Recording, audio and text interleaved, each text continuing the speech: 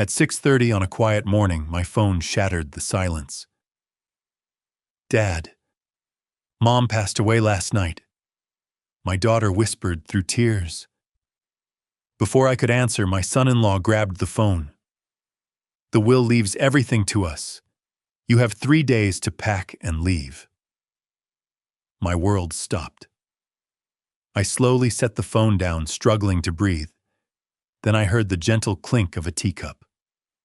Across the kitchen table, my wife looked at me and calmly asked, "Was that our daughter?" She was sitting right there, very much alive. Before we go further, if this story is already pulling at something inside you, I am grateful you are here. Drop a comment and tell me what city or country are you watching from. I read every single one. A quick note, this story contains fictional elements crafted for storytelling and educational purposes. Any resemblance to actual names or places is coincidental, but everything it means to say it means sincerely. The phone rang at 6:30 in the morning, cutting through the quiet of our kitchen like a fire alarm.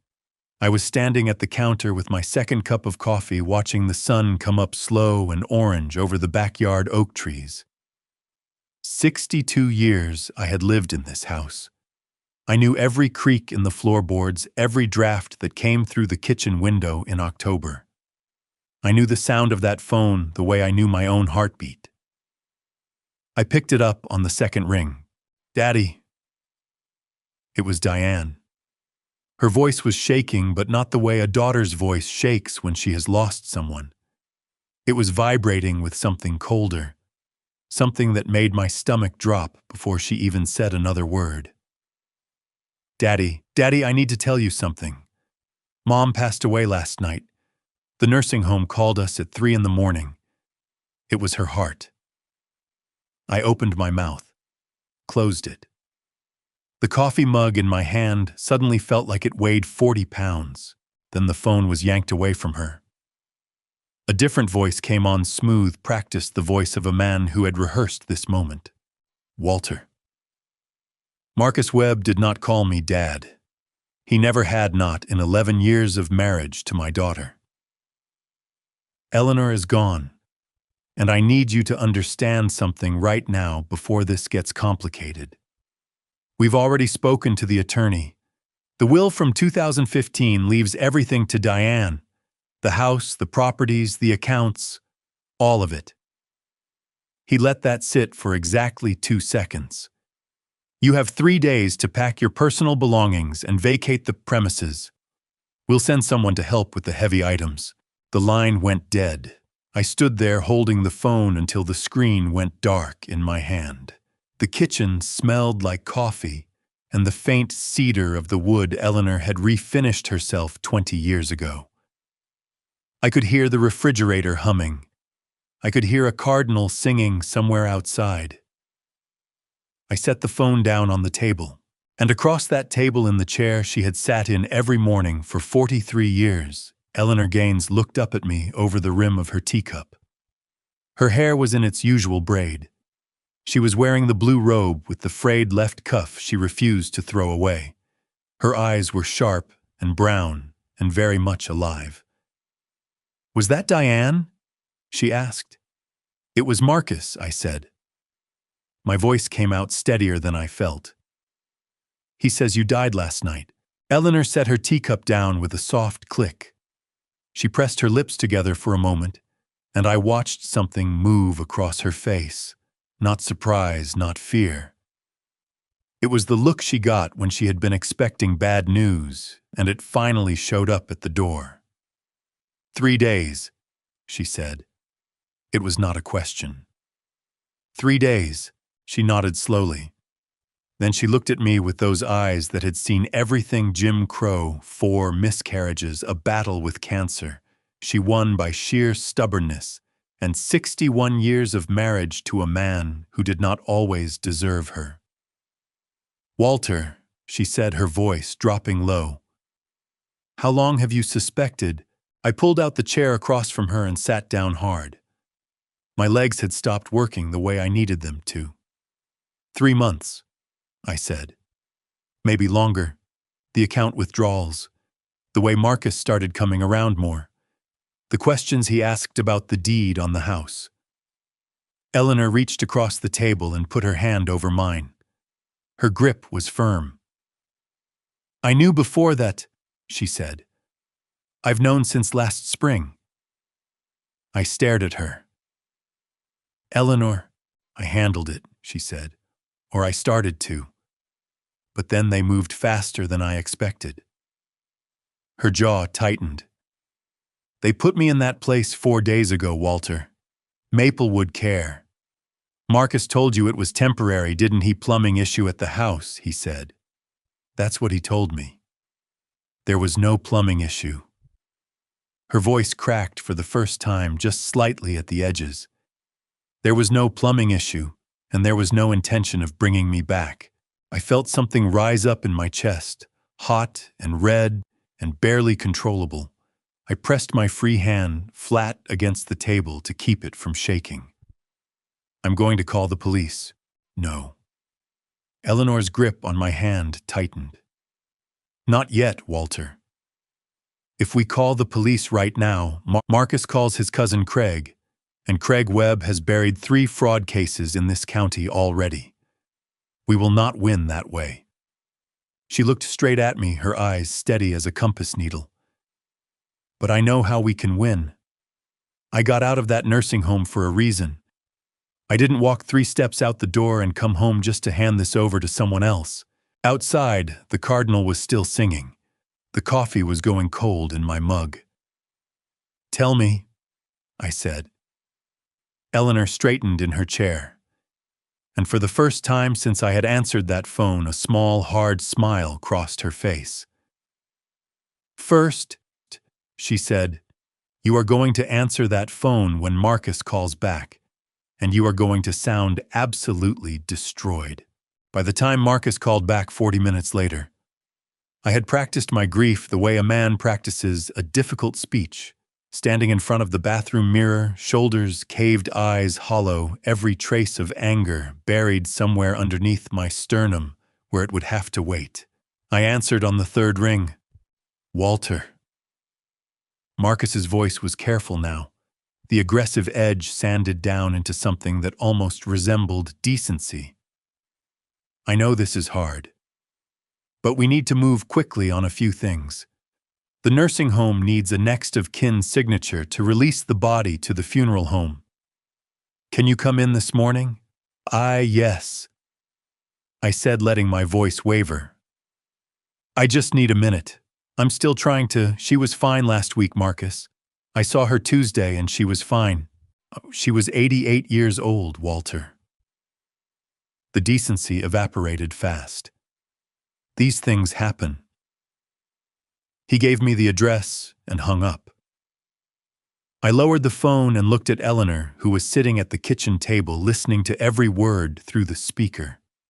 Her expression had gone somewhere I couldn't quite read, somewhere between grief and fury, and something older than both of those things.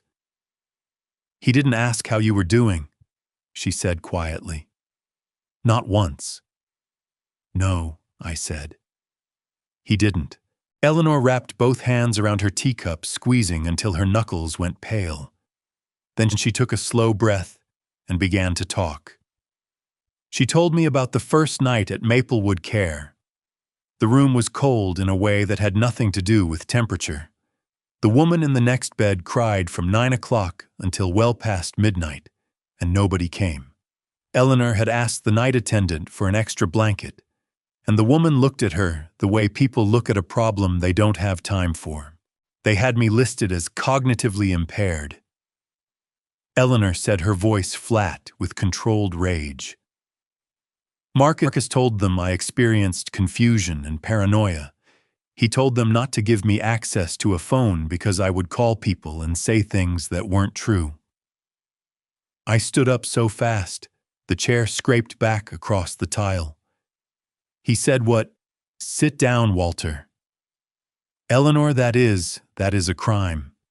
That is elder abuse under Georgia state law. That is—" "Walter." Her voice cut clean through mine. "Sit down." I sat. My hands were trembling against my thighs, and I pressed them flat to make them stop. "I know what it is," she said. "I practiced law for 31 years. I know exactly what he did and exactly what it's called." Her eyes met mine, burning. "Which is why I need you to stay calm. Because the moment you lose your temper, we lose our advantage." She told me about the second day.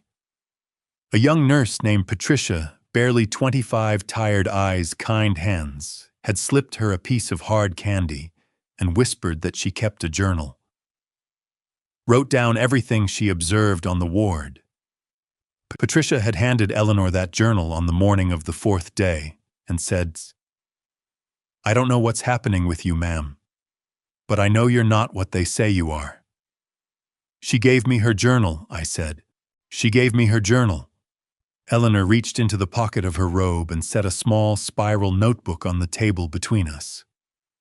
4 days of notes, room numbers, staff names, times what was said, a record of exactly what Marcus Webb arranged for me.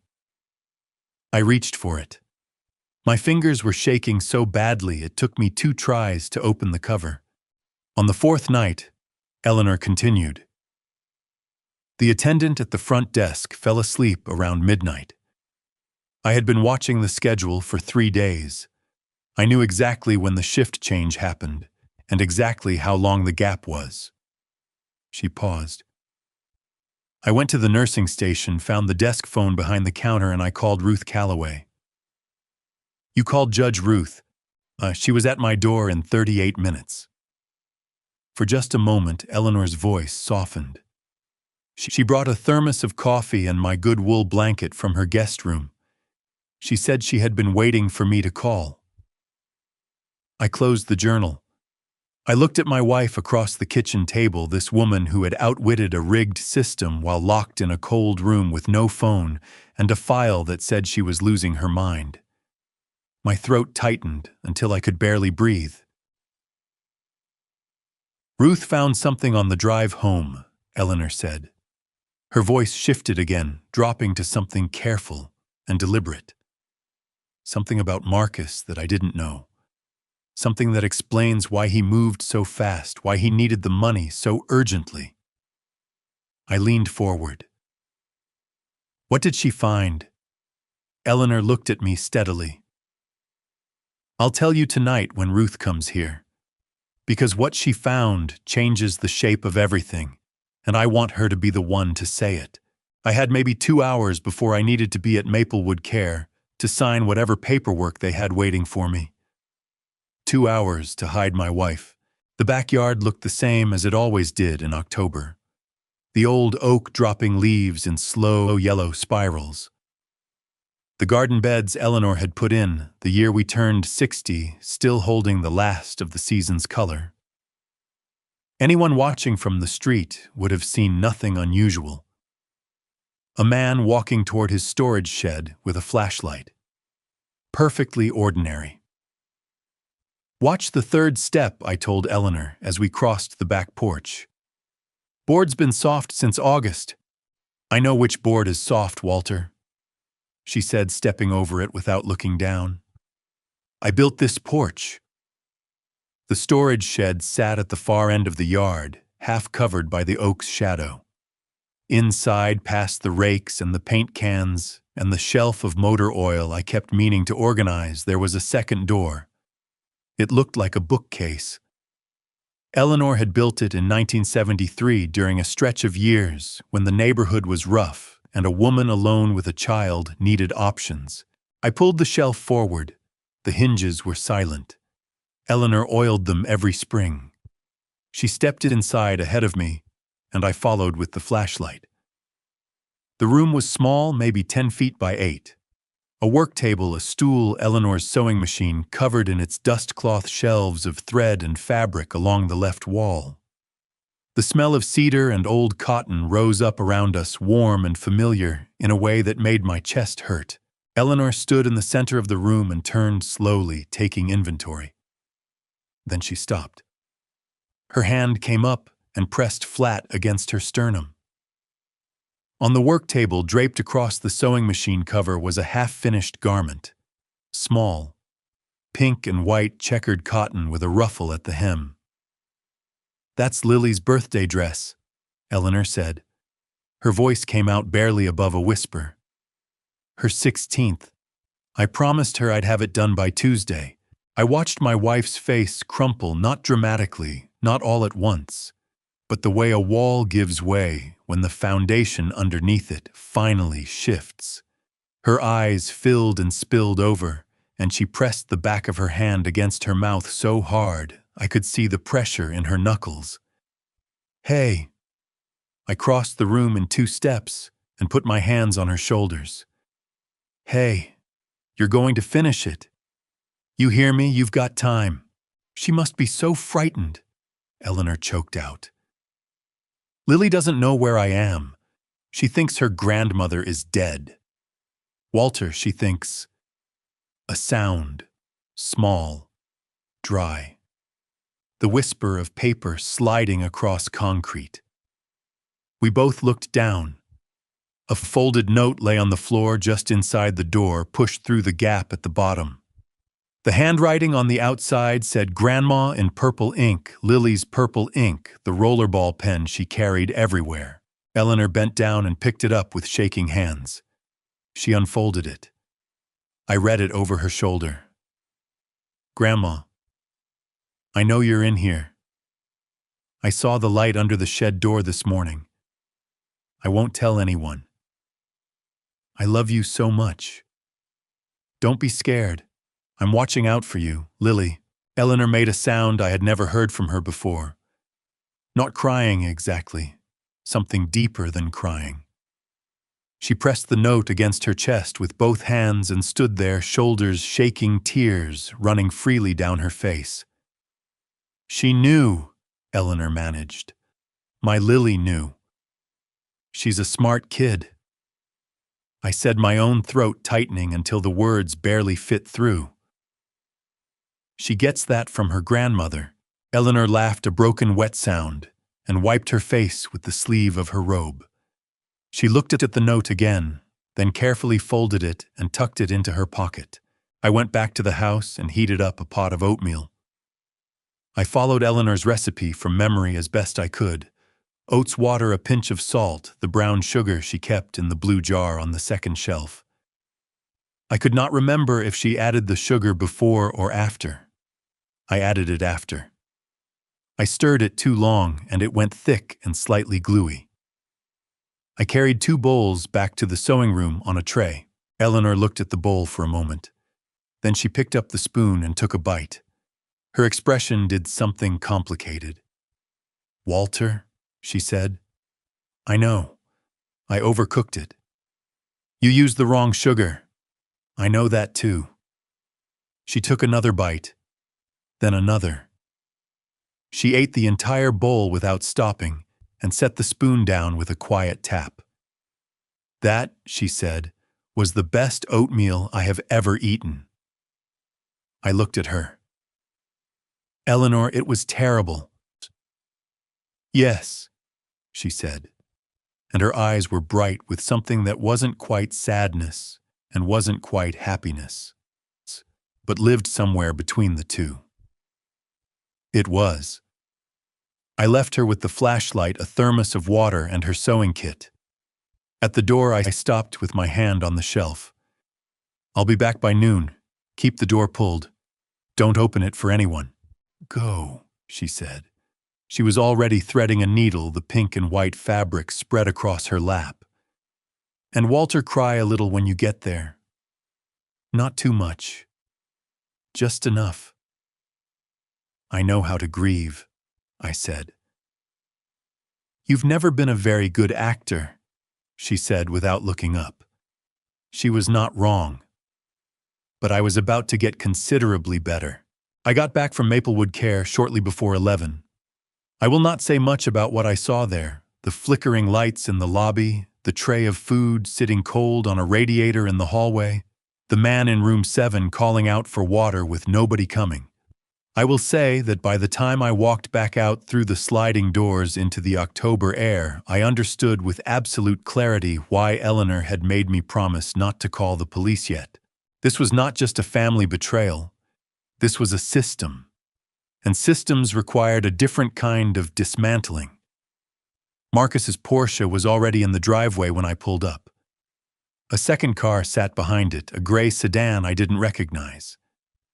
I parked on the street and sat for a moment with my hands on the wheel, running through the inventory of what I needed to be broken, diminished a man whose fight had gone out of him. I walked through my own front door without knocking. That small indignity was intentional. I wanted to feel it. The living room had already been transformed. Marcus stood at the fireplace with his jacket off and his sleeves rolled, holding one of Eleanor's crystal vases and turning it upside down to look for a maker's mark. Diane sat in the armchair by the window, her hands folded in her lap, her eyes on the floor. And a third person, a thin man in a brown suit with a laser measuring device clipped to his belt, was running a red dot across the far wall. Walter. Marcus set the vase down without particular care. It wobbled and settled. This is Henderson, estate appraiser. He's going to do a quick baseline assessment. Henderson did not introduce himself. He pointed the laser at the ceiling and wrote something on his clipboard. I looked at my daughter. Diane. She looked up. For 1 second, just one, I saw the girl. She used to be the one who called me every Sunday morning without fail, the one who cried at every movie, the one I walked down the aisle 8 years ago while my heart was so full I could barely see straight. Then she looked back down at her hands. Daddy, she said softly. I'm so sorry. Are you? I asked. The words came out quieter than I intended, and somehow that made them land harder. Diane's chin trembled. She pressed her lips together and said nothing more. Marcus moved to the grandfather clock in the corner, a German piece, a gift from a general Eleanor's father had served under in the Pacific. He tapped the glass face with his ring finger, a sharp little click that made my back teeth ache. This is worth something, he said. Henderson, what do you think, 4, maybe 5,000? Henderson walked over, tilted his head. Could go higher with the right buyer. 7 if we find a collector. That clock has been in this family for 60 years, I said. And now it'll be in someone else's family, Marcus said pleasantly. He turned to look at me with the expression of a man who had already won and was simply enjoying the view. Unless you have $7,000 to buy it back, which, given that the accounts are frozen pending estate transfer, I'm guessing you don't. I gripped the back of the sofa. The fabric was velvet. Eleanor had reupholstered it herself the summer of 2009. Her hands moving the staple gun with the confidence of someone who had never once in her life waited for someone else to fix something. I gripped it and I breathed, and I kept my face arranged into something that resembled resignation. Marcus walked into the kitchen. I heard the cabinet doors opening, the heavy clatter of the cast iron skillets Eleanor kept on the bottom shelf. Who cooks with this stuff anymore? He called out. This is going to the curb. I heard the skillet hit the floor. The sound went through me like a current. Diane stood up from the armchair. She crossed the room and stopped 2 feet from me, close enough that I could see the mascara she had applied, and then cried through. Her voice dropped to a whisper. Daddy, I need you to understand something. Marcus owes money, real money, not to a bank. She swallowed hard. The kind of people who don't call you. They just show up. I looked at my daughter's face, at the fear that had been living there long enough to leave marks. My chest ached with something that was equal parts grief and fury. When did you sign the power of attorney, Diane? I asked quietly. She flinched so hard her whole body moved. How did you— 6 months ago, I said. Before any of this. Before the nursing home. Before the phone call this morning. You signed it 6 months ago. Her eyes filled with tears that spilled over immediately, running black lines down her cheeks. I didn't know it would go this far, she whispered. I thought it was just a precaution. Marcus said, I repeated. The words fell between us like stones into still water. From the kitchen came the sound of Marcus laughing at something Henderson had said. The refrigerator door opened. Ice clinked in a glass. Diane reached out and touched my arm, desperate and trembling. Please, Daddy. Just sign the waiver. Let it go. We can find you somewhere nice, somewhere close. I looked down at her hand on my arm. Then I looked at my daughter's face.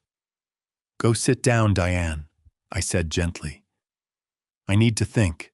She pulled her hand back. Something in my voice must have told her this was not the broken man Marcus expected to find sitting in that living room. She looked at me for a long moment, her breath unsteady, her eyes searching. Then she turned and went back to her chair. Henderson's laser dot moved across Eleanor's bookshelf. Marcus was still laughing in the kitchen. And somewhere in the back of my mind, behind the grief and the fury and the careful performance of defeat, a plan was beginning to take shape. Sterling arrived at 2 p.m, which told me everything I needed to know about him. A real estate attorney handling a legitimate estate would have waited at least 48 hours after a death before showing up with documents. Sterling had his briefcase open on Eleanor's mahogany dining table before the coffee I had not offered him had time to cool. He was maybe 32, with slicked hair and a suit that fit him too well in the shoulders and not well enough everywhere else. He set a blue-bound document on the table with the careful precision of a man who had practiced the gesture. Mr. Gaines, he said, looking at his papers rather than at me, we're here to execute the last will and testament of Eleanor Marie Gaines. Given the circumstances, my client would like to expedite the process. Expedite, I repeated. Time-sensitive estate matters, Sterling said smoothly. Marcus was leaning against the fireplace with his arms crossed. Watching me the way a cat watches the mouse, it has already decided not to hurry. Diane sat at the far end of the table, her hands wrapped around a glass of water she had not touched in 20 minutes. Her eyes kept moving between the document and the floor. Before I sat down, I did one thing. I pressed the small button on the side of my watch. The recording function Eleanor's lawyer friend had installed for me 3 months ago. During the first week, I began to suspect something was wrong. The watch looked like an ordinary timepiece. It was not. Sterling began to read. The legal language was dense and cold, the kind of prose designed to drain the humanity out of whatever it describes. But certain phrases cut through regardless. Hereby revoke all prior arrangements regarding Walter James Gaines. It is my belief that Walter has been a passive and diminishing presence in the management of family assets. I bequeath the entirety of my estate to my beloved daughter Diane Webb née Gaines, to be administered jointly with her husband Marcus Webb. I sat with my hands flat on the table and let the words go over me like water. When Sterling finished, he slid the document across to me. Marcus pushed off the fireplace and came to stand at the corner of the table, not sitting, just looming. Take your time, Marcus said in the tone of a man who meant the opposite. I picked up the document. I put on my reading glasses. I turned to the signature page, Eleanor Marie Gaines.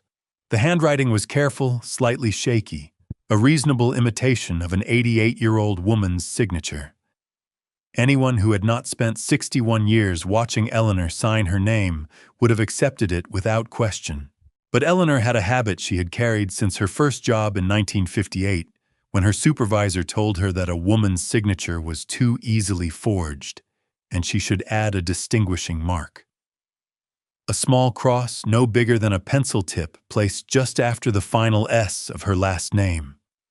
She had done it on every document she had ever signed, every birthday card, every check, every contract. There was no cross on this signature. I let out a long, unsteady breath and set the document down. I took off my glasses and pressed my fingers against my eyes, a gesture that looked like grief and was in fact the effort of not smiling. "It looks like her writing," I said, my voice rough. I can't believe she changed everything, after everything we built together." "People make decisions near the end," Sterling said, carefully neutral. Marcus made a sound that might have been sympathy if you had never heard real sympathy before. I looked at Diane. She was staring at the table so hard I thought she might bore a hole through it. Her hands around the water glass had gone white at the knuckles. "I want 1 week," I said. Marcus's eyes sharpened. "Excuse me, 1 week in this house, to organize Eleanor's things, to arrange a proper service." I kept my voice slow and defeated, each word weighted with exhaustion. "After that, I'll sign whatever you need. No lawyers, no courts, no delays. I give you the house, the accounts, everything.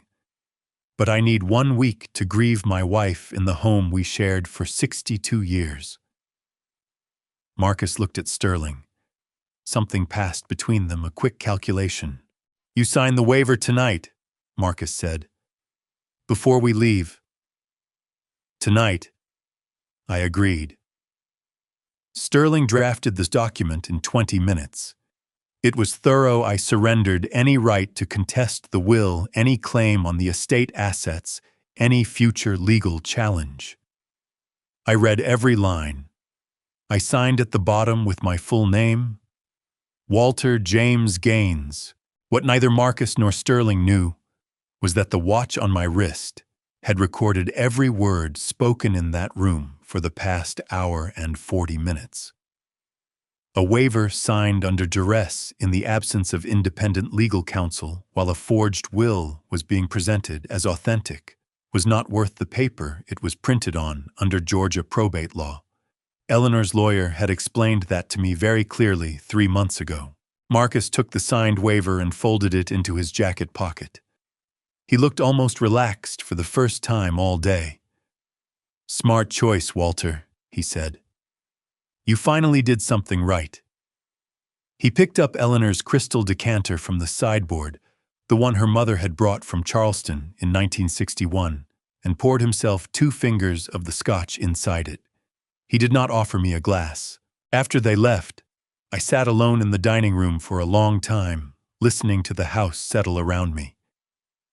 Then I went to the kitchen, put on the kettle, and walked to the back door. Before I left the dining room, I checked the small wireless transmitter I had clipped behind the bookshelf 3 months ago, the same week I started suspecting something was wrong. It was still running. Eleanor had been listening to every word from the shed. I knocked twice on the back door frame, our signal. A light tapped back from the direction of the shed. She was still there. She was waiting. I had a lot to tell her tonight.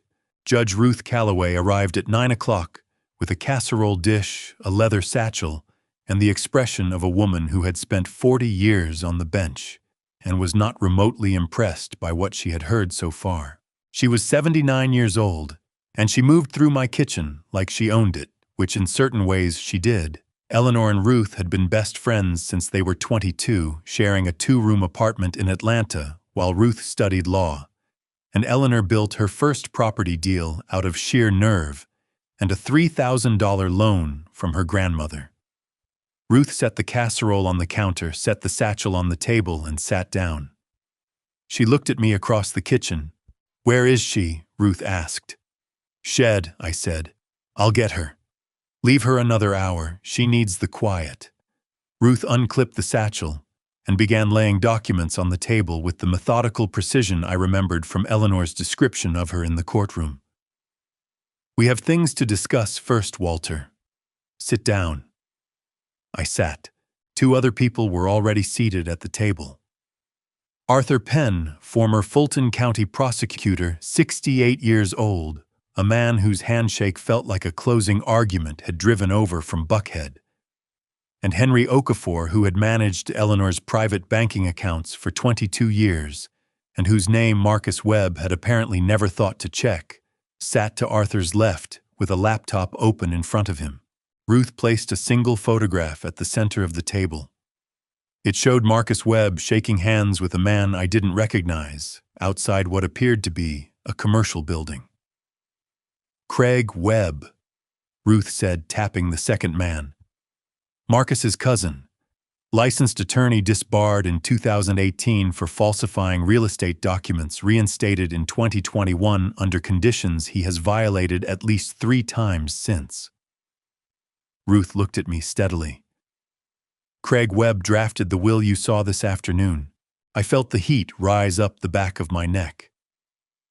Can we prove that? Arthur can, Ruth said. Arthur Penn leaned forward, folding his big hands on the table.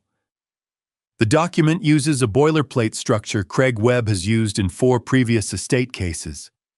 Same clause ordering, same language around the asset transfer provisions. It's his fingerprints in the language. A handwriting expert can confirm the forgery on the signature inside 48 hours. Marcus has been moving money for 18 months, Henry said, turning his laptop so I could see the screen. Small transfers initially, 5, 8, 10,000, then larger. Wire transfers to a platform called Apex Exchange. He looked at me over the top of the laptop. I flagged it 6 weeks ago. I needed your authorization to act, Walter, or Eleanor's. You have it, I said. Both of ours. Whatever you need. Henry nodded, his expression grave. I froze the primary accounts this afternoon. Everything Marcus transferred in the last wire has been blocked and is being reversed. He won't know until he checks tomorrow morning. The number on the screen made my stomach drop, not because of what remained, but because of the gap between what had been there 18 months ago and what was there now. Nearly $2 million moved into the dark. Ruth put her hand over mine on the table. Her grip was firm and dry. There's something else, Walter. Something Eleanor doesn't know yet. I looked at her. 8 years ago. Ruth said, when Marcus Webb's first business went under, Eleanor paid his debts. $212,000, paid directly to his creditors. She never told you. She never told Diane. Ruth's jaw tightened. She told me. One night she called me and said she had done something she wasn't sure was wise, but she believed in giving people a second chance. The kitchen went very quiet around me. I could hear the refrigerator. I could hear the oak outside losing another leaf. She saved him, I said. The words tasted like ash. She saved him, and he came back for everything she had. Yes, Ruth said. Arthur Penn cleared his throat. Walter, I want to be direct with you about what we're looking at.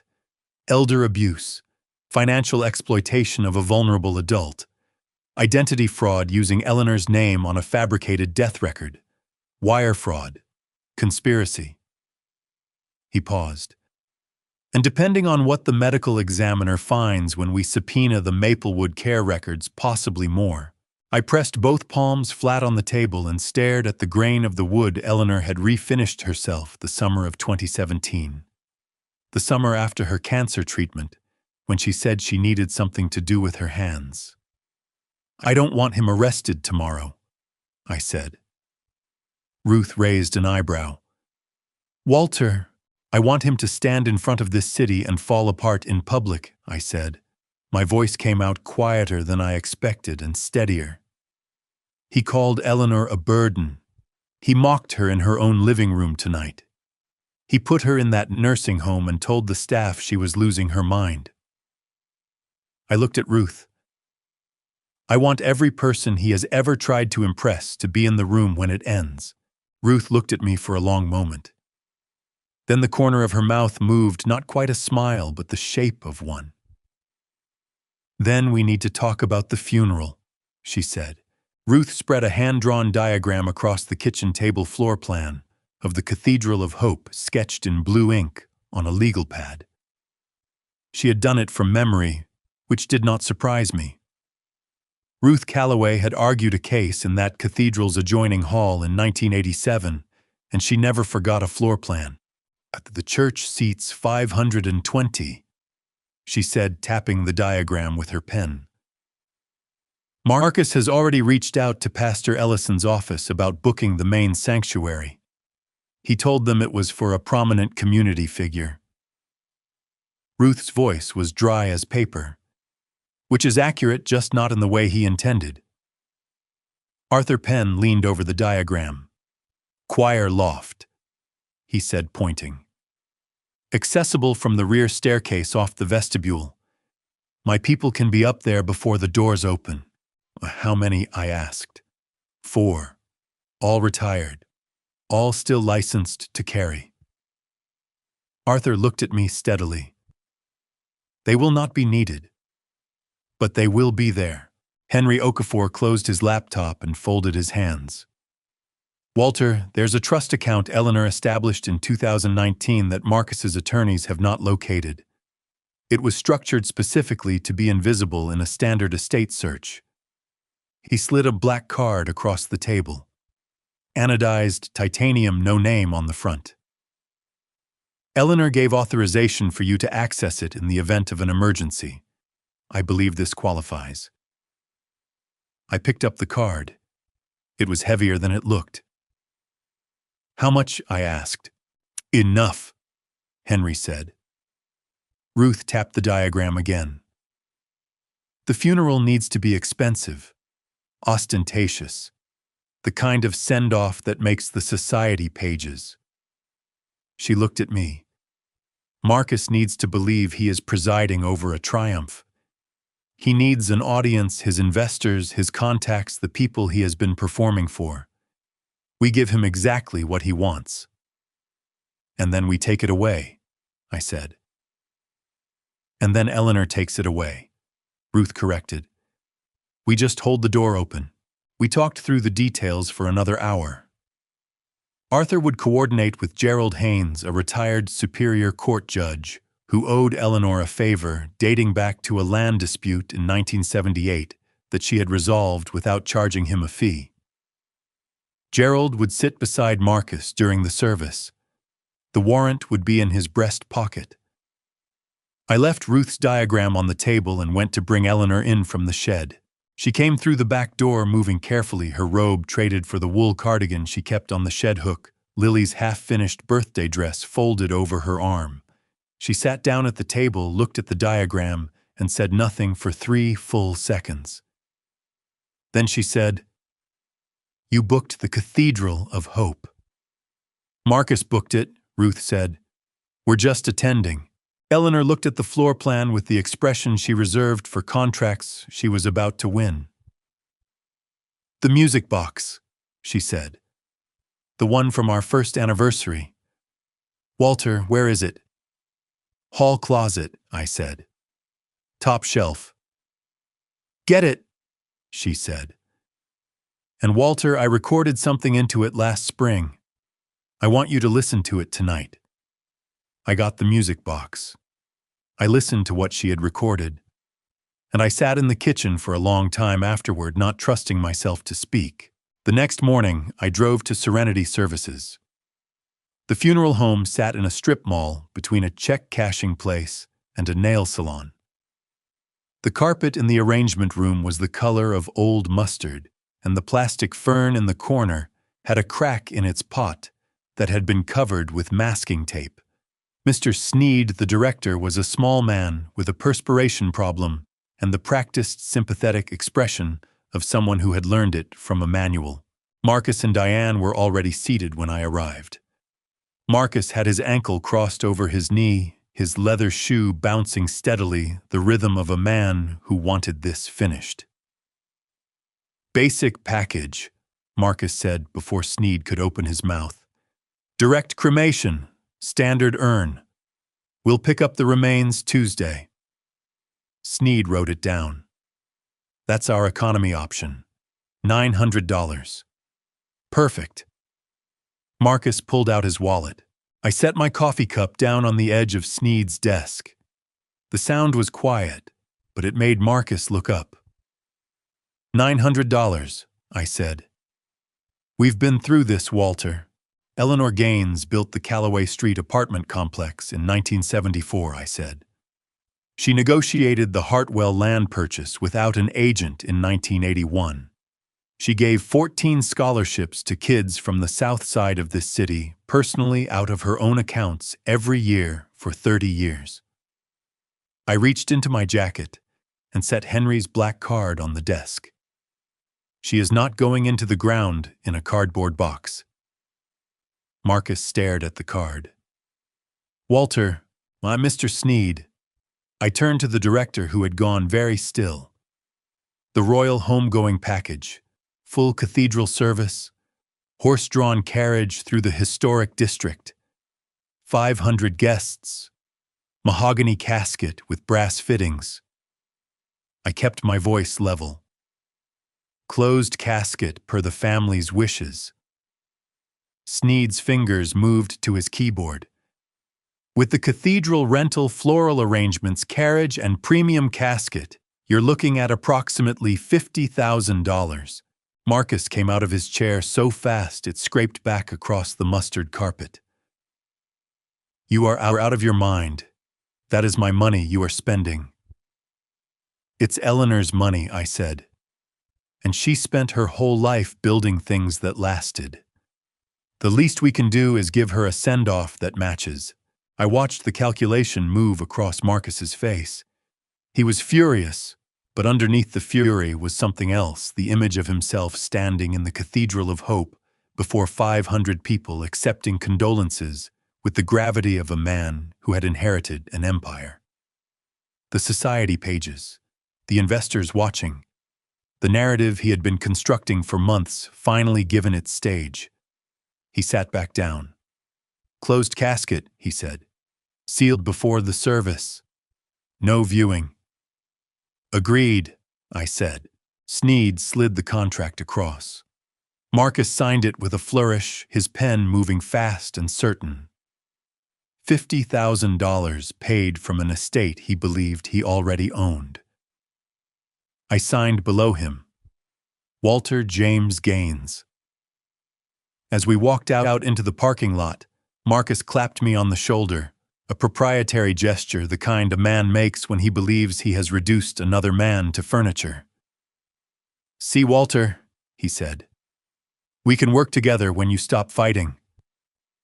I nodded and said nothing, but in my jacket pocket, my hand had closed around the music box. And I was thinking about Eleanor's voice coming out of it in that kitchen last night, warm and clear and entirely defiantly alive. Sneed called me the following morning at 7:45. I was standing in the kitchen with my third cup of coffee. I had not slept more than 2 hours watching the oak tree drop leaves in the gray October light. Eleanor was in the shed. The music box was on the counter where I had left it the night before. Mr. Gaines, Sneed, said, his voice carrying the careful neutrality of a man navigating something he did not fully understand. There's a matter regarding the remains, a documentation irregularity. I need you to come in before 10 if possible. Alone if you can manage it. I drove to Serenity Services in 20 minutes. Sneed met me at the side entrance and took me down a hallway I hadn't been through the day before. Narrower, colder, the overhead lights flickering at uneven intervals. The preparation room at the end was all stainless steel and formaldehyde, and the particular silence of a place where noise feels inappropriate. A man I had not met before was waiting inside. He was 6'5" with forearms like dock rope and the careful, deliberate movements of someone accustomed to working around grief. Mr. Gaines, he said, extending a hand the size of a skillet. I'm Raymond Okafor, Henry's nephew. People call me Big Ray. He glanced at Sneed. Could you give us a few minutes, Mr. Sneed? Sneed looked between us, then backed out of the room. Big Ray waited until the door closed. Arthur's contact at the county morgue processed the transfer last night, he said quietly. The gentleman who was in that bed is being moved to a proper facility. Chaplain services a headstone. His name was Arthur Miller, veteran, died of pneumonia 3 days ago. He paused. He'll be buried with full honors by end of week. Something loosened in my chest that I hadn't realized was tight. Thank you, I said. That matters. It matters to me, too, Big Ray said. He moved to the mahogany casket standing open on the preparation table. Now, we have a problem, Mr. Gaines, and about 90 minutes to solve it.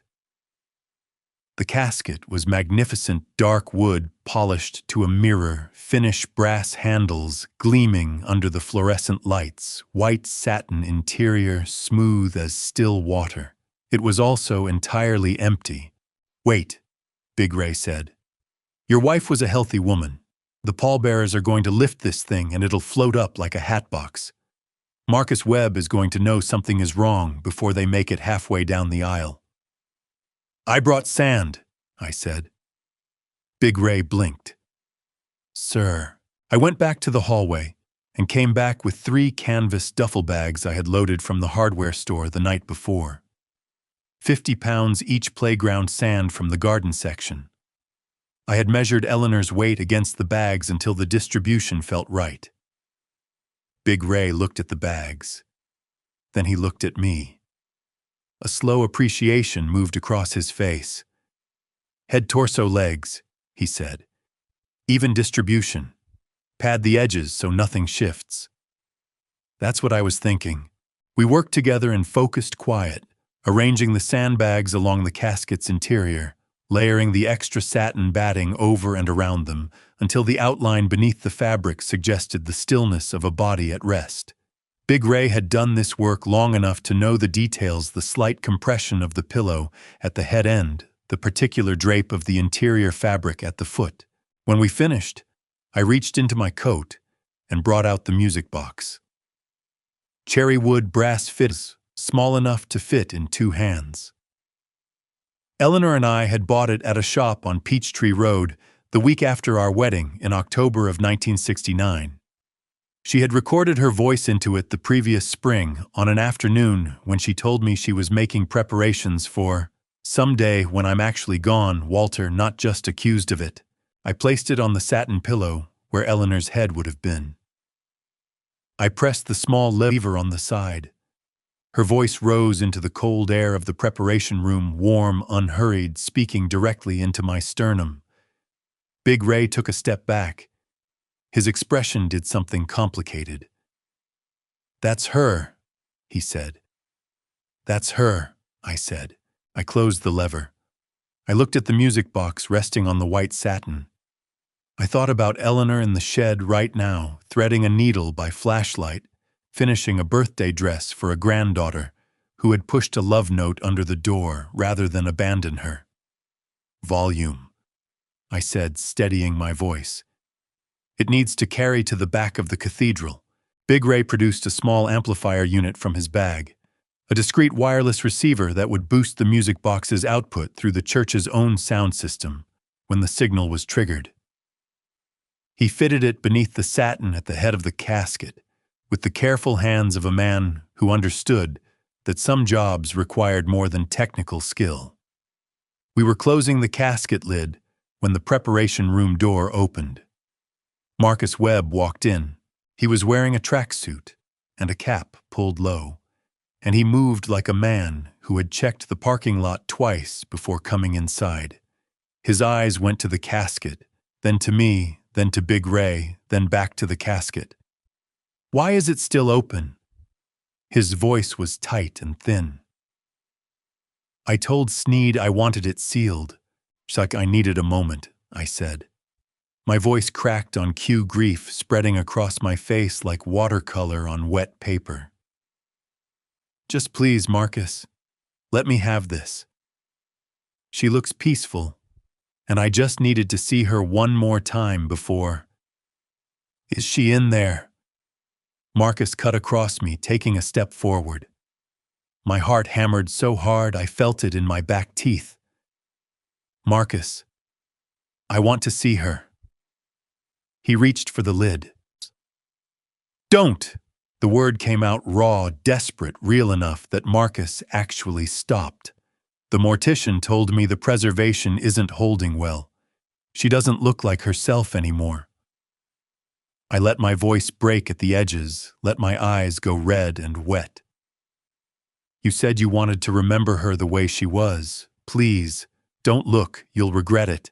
Marcus stood with his hand hovering over the casket handle. 3 seconds. 4. His face went through something private and unpleasant.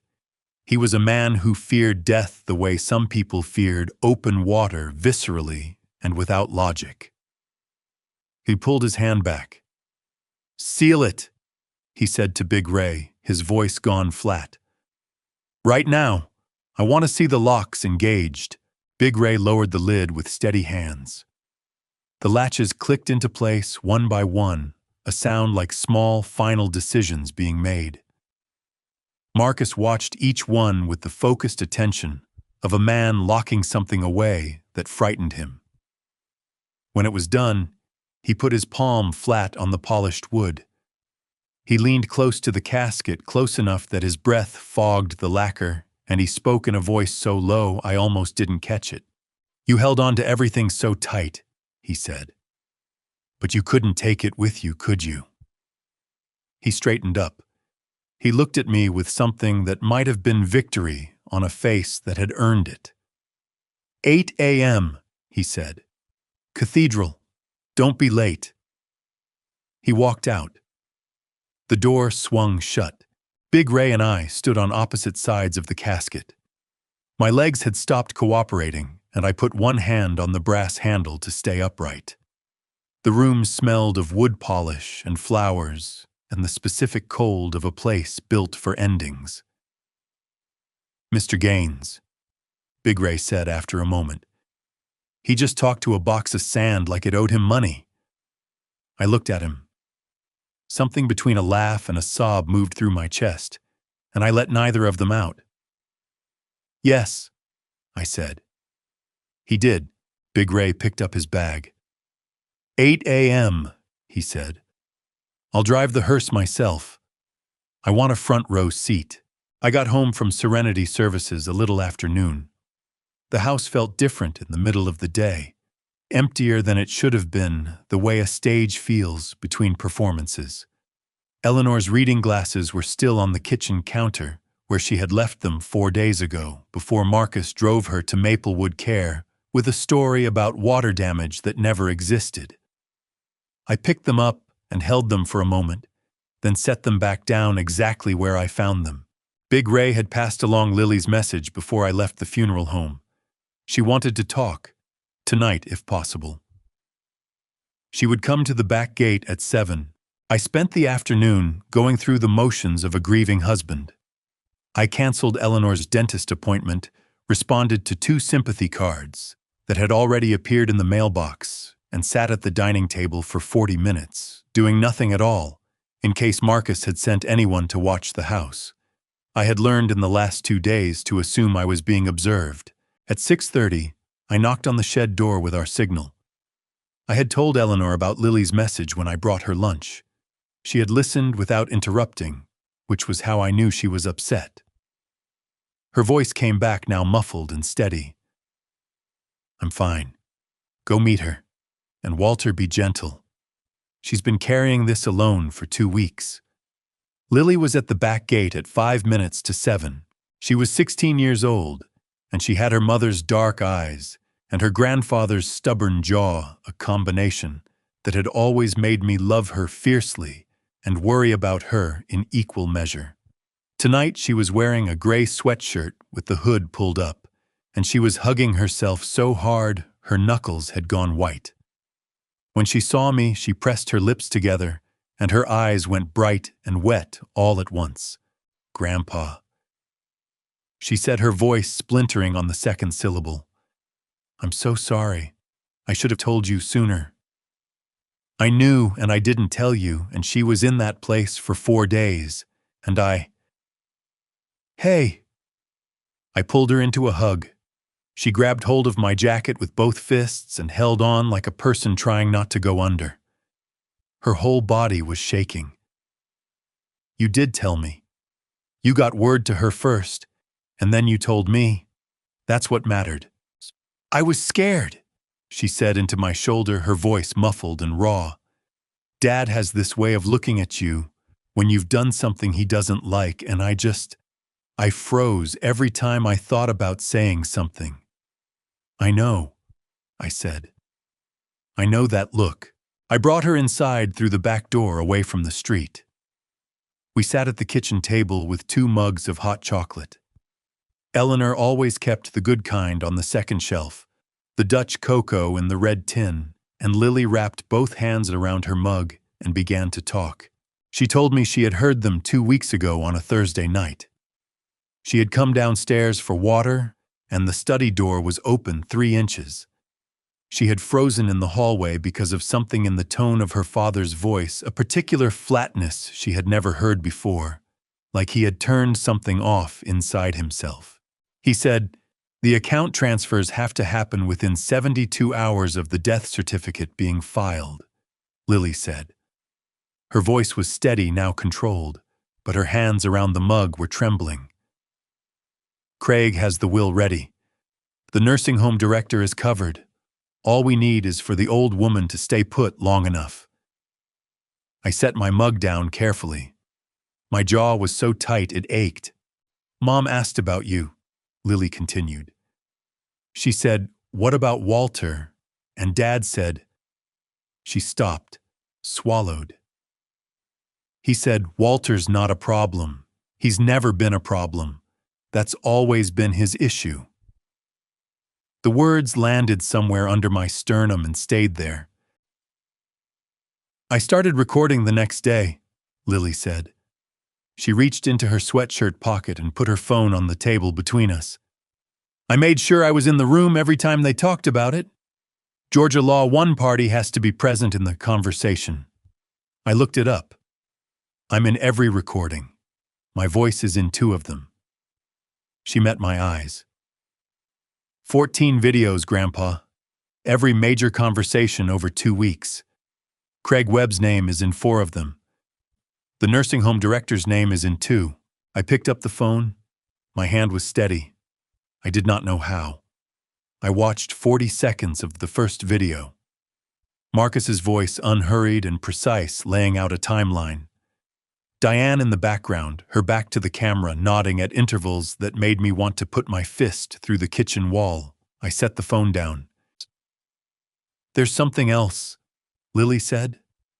She was watching my face carefully, the way young people do when they are about to deliver news they have been rehearsing for days.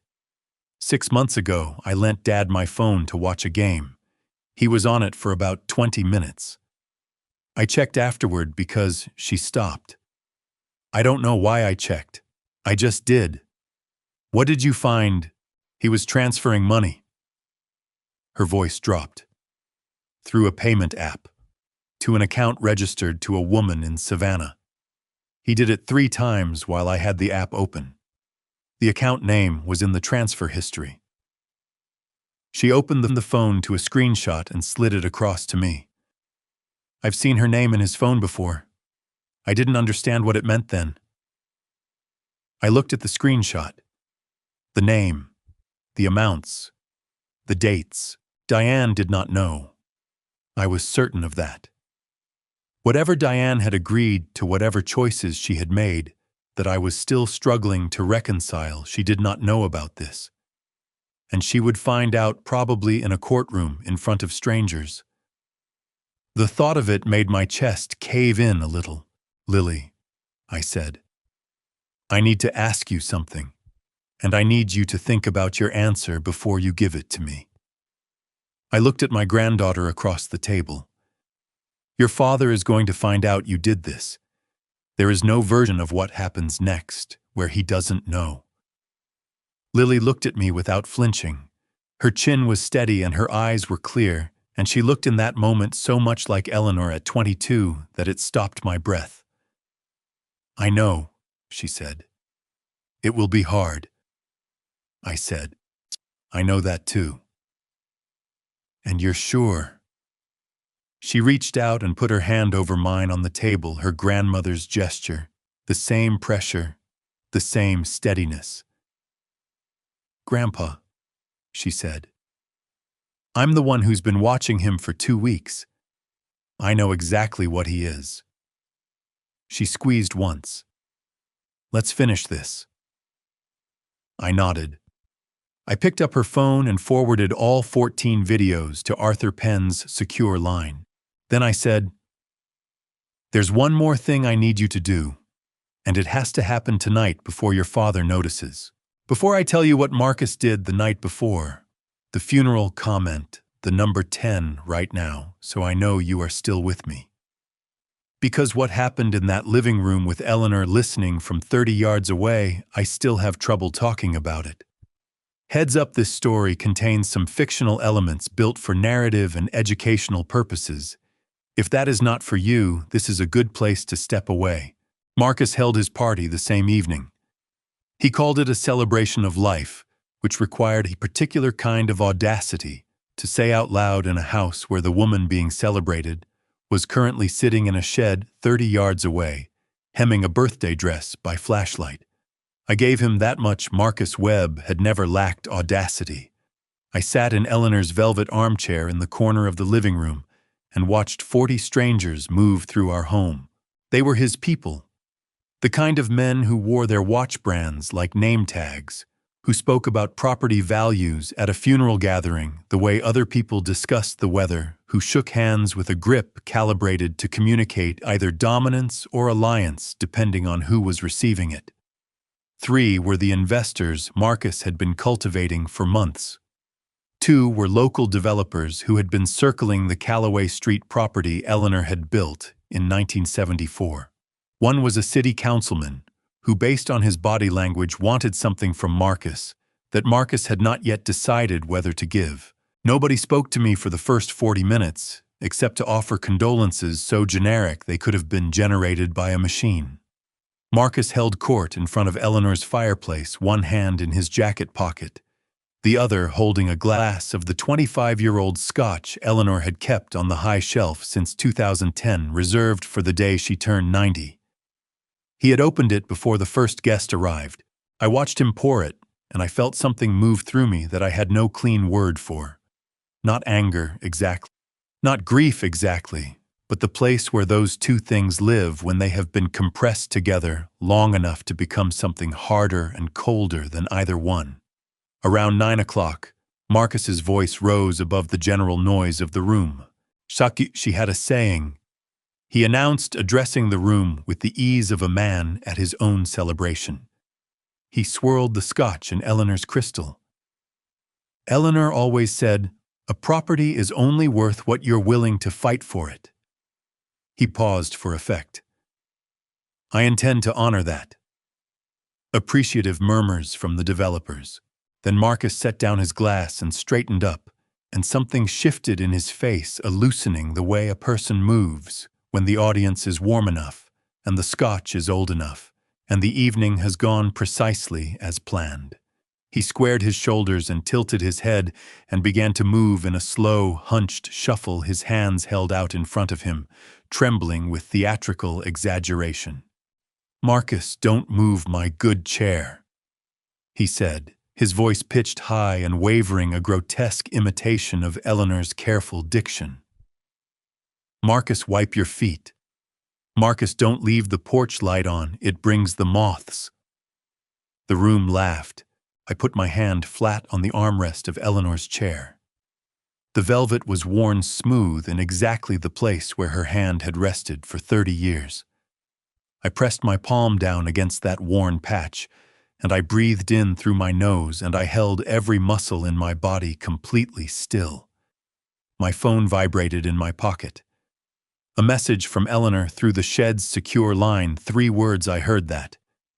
Then, before I could respond, Do not move, Walter. I did not move. But it cost me something I will not easily get back. Marcus returned to the fireplace, accepting the laughter, like a man collecting what he was owed. He picked up his glass again and looked across the room at me, a glance barely a second, but sufficient. It was the look of a man checking that the furniture was still in its place. I looked back at him with the emptied expression of a man who had given up. I had gotten considerably better at that expression in the last 2 days. He looked away. An hour later, the guests began to leave. I moved through the tail end of the evening like a piece of the house present unremarkable, causing no friction. I accepted 3 more condolences. I declined 2 offers of rides to a hotel. I refilled Marcus's ice twice because it gave me a reason to be in the kitchen near the back door near the shed. When the last car pulled out of the driveway, Marcus disappeared upstairs with his phone. Diane began clearing glasses in the dining room, her movements mechanical and exhausted. She had not laughed once during the evening. She had not spoken directly to Marcus since the guests arrived. I slipped through the kitchen and out the back door. The shed light was on, barely a thin line under the door. I knocked our signal. The door opened and Eleanor stood there in her cardigan, the birthday dress finished, and folded over the work table behind her. Her eyes bright with something that was not tears. "The Callaway Street building," she said immediately before I could speak. "He promised it to both of those developers tonight. He can't sell the same property twice, Walter. He doesn't know the deed structure." "Henry knows," I said. "Henry has the documentation." She pressed her lips together. "And the scotch?" "The whole bottle," I said. Eleanor closed her eyes for exactly 2 seconds. When she opened them, the brightness was still there, harder now with an edge to it. "All right," she said. "One more day. Can you hold together one more day?" I thought about Marcus's voice doing that imitation. I thought about the room laughing. I thought about Eleanor's hand-worn patch on the velvet armchair. "Yes," I said. "Good." She turned back to her work table. "Then go to bed, Walter. Tomorrow you need to be sharp." She picked up Lily's finished birthday dress and held it up in the thin light, checking the hem. "Because the day after tomorrow, we end this." Big Ray was already at Serenity Services when I arrived at 11 that night. He had pulled his truck around to the side entrance and propped the delivery door open with a cinder block. The hallway beyond smelled of carnations and cold air and the particular chemical sweetness that clings to preparation rooms like a second coat of paint. He was waiting just inside with 2 mugs of coffee from the gas station across the street, which I accepted with more gratitude than the situation probably warranted. "Sneed gone?" I asked. "Left at 9:30, Big Ray said. "Night attendants watching the front. He won't come back here." He handed me the second mug. "Henry called an hour ago. The amplifier unit is compatible with the church's soundboard. Lily confirmed the app is installed and tested." I stopped walking. She tested it, sent a signal to the cathedral's Bluetooth receiver from her driveway. Big Ray allowed himself a small, contained smile. 16 years old. That child is something else. "She gets it from her grandmother," I said. The preparation room was cold, the way only rooms built for a specific purpose can be cold. A cold that felt institutional, designed. The mahogany casket sat on the preparation table under the overhead fluorescence, its brass handles throwing small yellow reflections on the stainless steel surface beneath it. Big Ray set down his mug and opened the casket lid.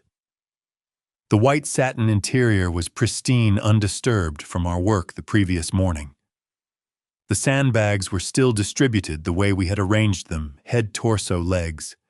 The batting smoothed over and around each one until the shape beneath the fabric suggested the stillness of repose. I reached into my coat and brought out the music box. Cherry wood brass fittings, small enough to hold in two cupped hands.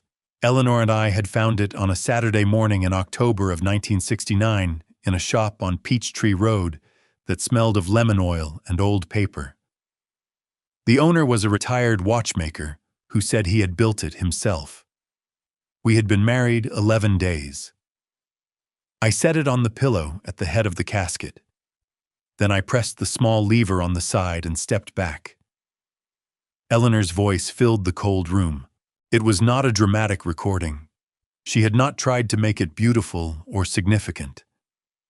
She had simply sat down in the kitchen one afternoon last spring and spoken into the music box the way she spoke about most things directly, without ornament, in the voice she used when she was telling the truth and expected you to keep up. She said she was making preparations because she was 87 years old and preparations were sensible. She said the Callaway Street property deed was in the fireproof box in the shed behind the thread rack, and not to let anyone tell me otherwise.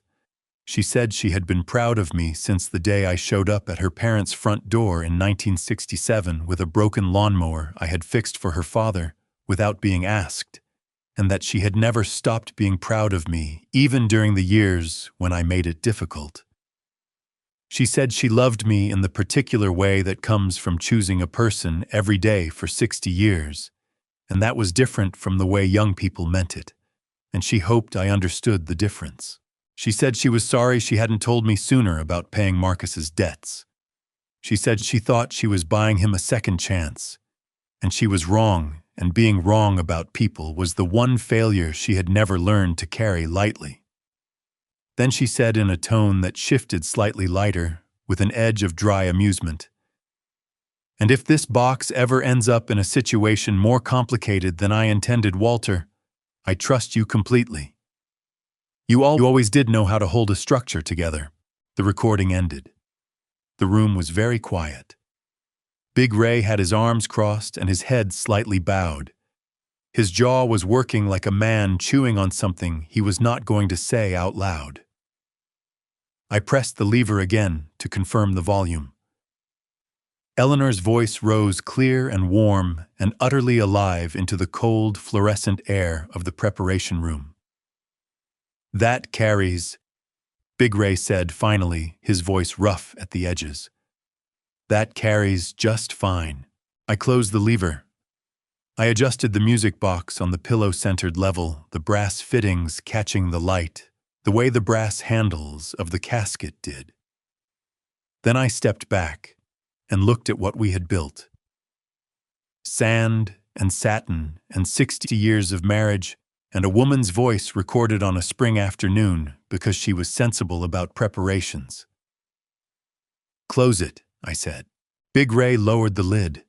The latches engaged one by one with a sound that in any other context would have been final. Tonight it sounded like a door being locked from the inside by someone who intended to open it themselves. We were straightening up when the side entrance door opened.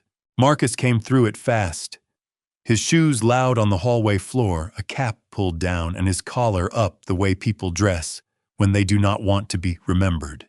He pushed into the preparation room and stopped when he saw us both standing beside the sealed casket. His eyes moved from me to Big Ray to the casket, then back to me. "Why are you here?" he said. "Couldn't sleep," I said. My voice came out hollow and exhausted, which required no performance whatsoever. I needed to be near her. Marcus's jaw tightened.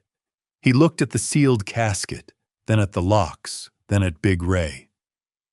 "It's sealed," he said. It came out as a question dressed as a statement. "Sealed and locked," Big Ray said. His voice was completely flat. "Per your instructions from this morning." Marcus walked to the casket. He ran his palm along the top edge, pressing slightly as if testing the seal. He went around to the side and examined the lock mechanism, bending down to look at the keyhole. Then he straightened and leaned close to the casket, close enough that I could see his breath in the cold air, and he spoke to it the way you speak to something you have defeated. "You should have just let it go," he said. His voice was low and completely steady. All those years holding on to everything so tight.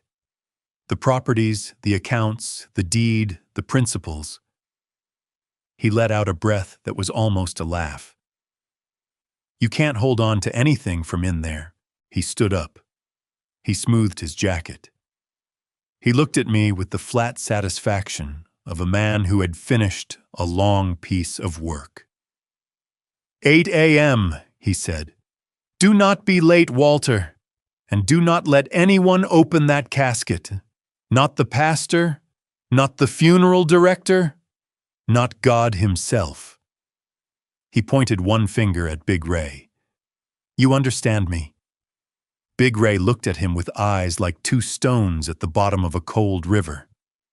"I understand you perfectly, sir," he said. Marcus left. His footsteps went down the hallway and out through the side door, and then there was just the sound of his engine turning over in the parking lot outside. I put one hand on top of the casket. The wood was smooth and cool under my palm. "Eleanor," I said quietly. "Did you hear that?" There was no answer, of course. She was in the shed. She was finishing Lily's birthday dress and drinking chamomile tea and waiting for tomorrow with the patience of a woman who had spent 60 years building things designed to outlast the people who underestimated them. But standing there with my hand on that mahogany lid, I felt the answer anyway. I did not sleep. I lay in the bed Eleanor and I had shared for 43 years, and I watched the ceiling go from black to gray to the pale gold of early morning, and somewhere around 4 a.m. I stopped trying. I got up, made coffee, and sat at the kitchen table with the photograph I had taken down from the hallway wall the night before. It was our wedding photograph, October 1969. Eleanor in white, her chin lifted at the angle she used when she was absolutely certain of something. Me in a suit I had borrowed from my cousin Raymond because I did not own one. We were standing on the steps of the church, and Eleanor was laughing at something I had just said, and the sun was doing something extraordinary with the light behind her head. I had looked at this photograph 10,000 times in 55 years. Tonight I looked at it like I was memorizing it. At 5:15, I carried my coffee out to the back porch and knocked our signal on the shed door. Eleanor opened it immediately. She had not slept either. I could see it in the particular brightness of her eyes, the alertness that comes from a mind that has been running all night. She was dressed. She was wearing her good wool cardigan over a blouse I recognized from church Sundays, and her hair was up the way she wore it for important occasions. And draped over the work table behind her on a wooden hanger was the dress. It was white. Not the stark, artificial white of something new, the soft, warm white of old silk, the color of good paper. She had let the waist out by 1/2 inch and taken the hem up by 1. She had replaced 3 buttons on the back with buttons I recognized from her grandmother's button-tin pearl, and slightly irregular and therefore more beautiful than anything manufactured could be. It was the dress from our wedding photograph. I stood in the doorway, and I could not speak for a moment. My throat had stopped working. "Eleanor," I managed. "Don't you dare cry yet, Walter Gaines," she said briskly, though her own eyes were doing something complicated. "I need you functional for at least 6 more hours." She came out of the shed and stood in the gray morning light of the backyard and held out her left hand. Her ring finger was bare. "I kept it in the seam of my blouse," she said. "Every day I was in that place. They took my watch, my earrings, my reading glasses. They did not get this." She reached into the pocket of her cardigan and placed the ring in my palm. It was warm from being against her for 4 days. I held it for a moment. Then I put it back on her finger, which required 2 attempts, because my hands were shaking badly enough that I had to start over. Eleanor looked down at her hand. She pressed her lips together and breathed out slowly through her nose. There, she said. There, I said. Ruth arrived at 6 o'clock with Gerald Haynes. Gerald was 74, a former Superior Court judge who had the bearing of a man accustomed to rooms falling quiet when he entered them. He shook my hand and said nothing except Walter, and I said nothing except Gerald, and that seemed to cover everything that needed to be said between us. Ruth handed me a sealed envelope. The warrant, she said. Gerald presented the case to Judge Patricia Osei at 6 this morning. She signed it before 7. Gerald will carry it in his breast pocket. He knows exactly when to use it. Arthur's people, I asked. In position by 7:45. Choir loft rear staircase entrance. Ruth looked at me steadily. Marcus has no idea Gerald is coming.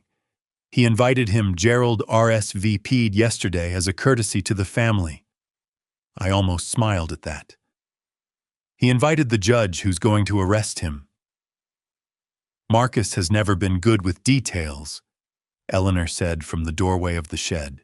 Gerald Haynes turned to look at Eleanor for the first time. He took in the white dress, the pearl buttons, the composure of a woman who had been declared dead and had spent the intervening days finishing a birthday dress for her granddaughter. He cleared his throat. Eleanor, he said, with a formality that managed to contain about 40 years of respect. You look well. I look better than reported, Eleanor said. He almost smiled. Considerably. I walked Eleanor back inside and made her eat a piece of toast, which she did with the focused efficiency of someone fueling up before a long drive. I ate half a piece and tasted nothing. At 7:15, I helped her into Ruth's car. Ruth would drive her to the cathedral's rear entrance, the one used by the choir and the clergy, and Eleanor would wait in the sacristy until the signal. At the car door, Eleanor turned and put both hands on the lapels of my jacket. Walter, she said. Look at me. I looked at her. You held this together for 3 days, she said. You held the whole thing on your own without breaking once. Her hands tightened on my lapels. I know what that cost you. Eleanor, let me finish. Her voice had gone quiet the way it did when she meant every syllable. When this is over, and it will be over today, we are going on that trip to Charleston you have been putting off for 11 years. We are going to eat at the restaurant on the harbor and drink something expensive, and you are going to stop apologizing for every year you were not paying attention. She searched my face. Because I chose you, Walter. Every year, I chose you every single morning. And that was not a mistake.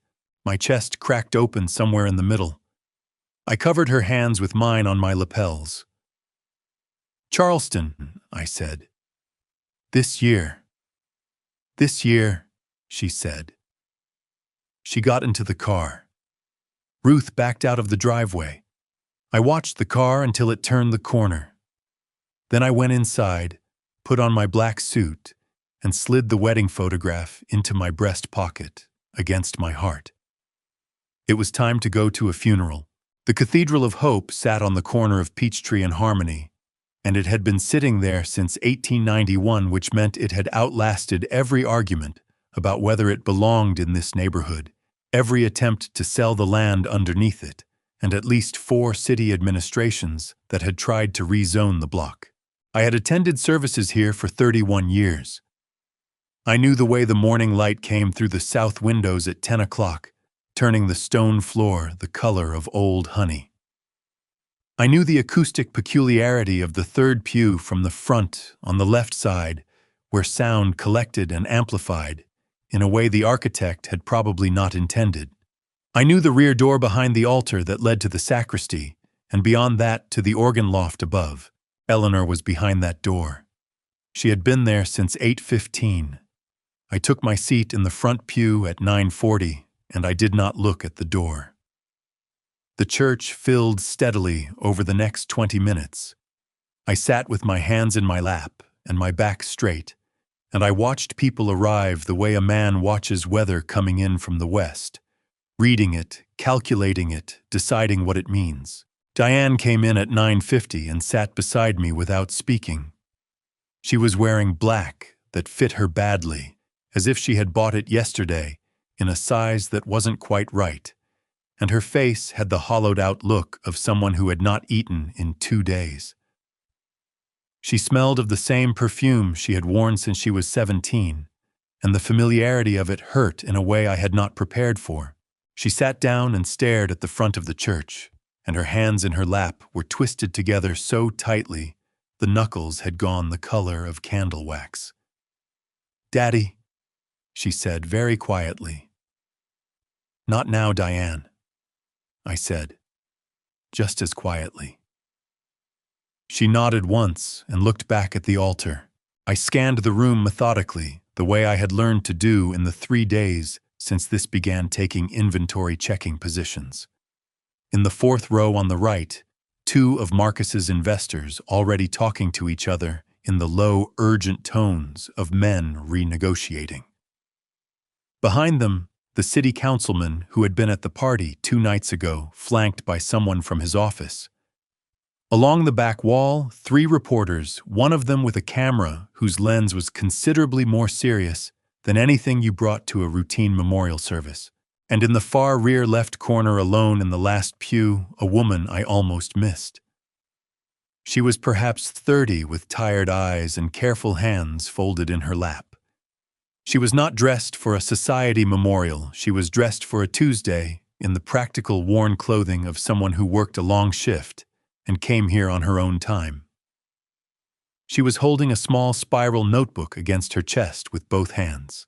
Patricia, the night attendant from Maplewood Care who had given Eleanor her journal, who had written down 4 days of what she observed room by room, shift by shift. She had come, on her own, without being asked. I looked at her for a moment, then looked away before she could see me looking. Something moved in my chest that was not grief and not anger, but was adjacent to both of them, a kind of recognition of one decent person spotting another across a room full of noise. I heard the side door open and close quietly on the right. I did not turn my head. But in my peripheral vision, I tracked the movement of a man in a dark suit, settling into the 3rd pew on the right side, directly beside the space where Marcus would sit when he came down from the podium.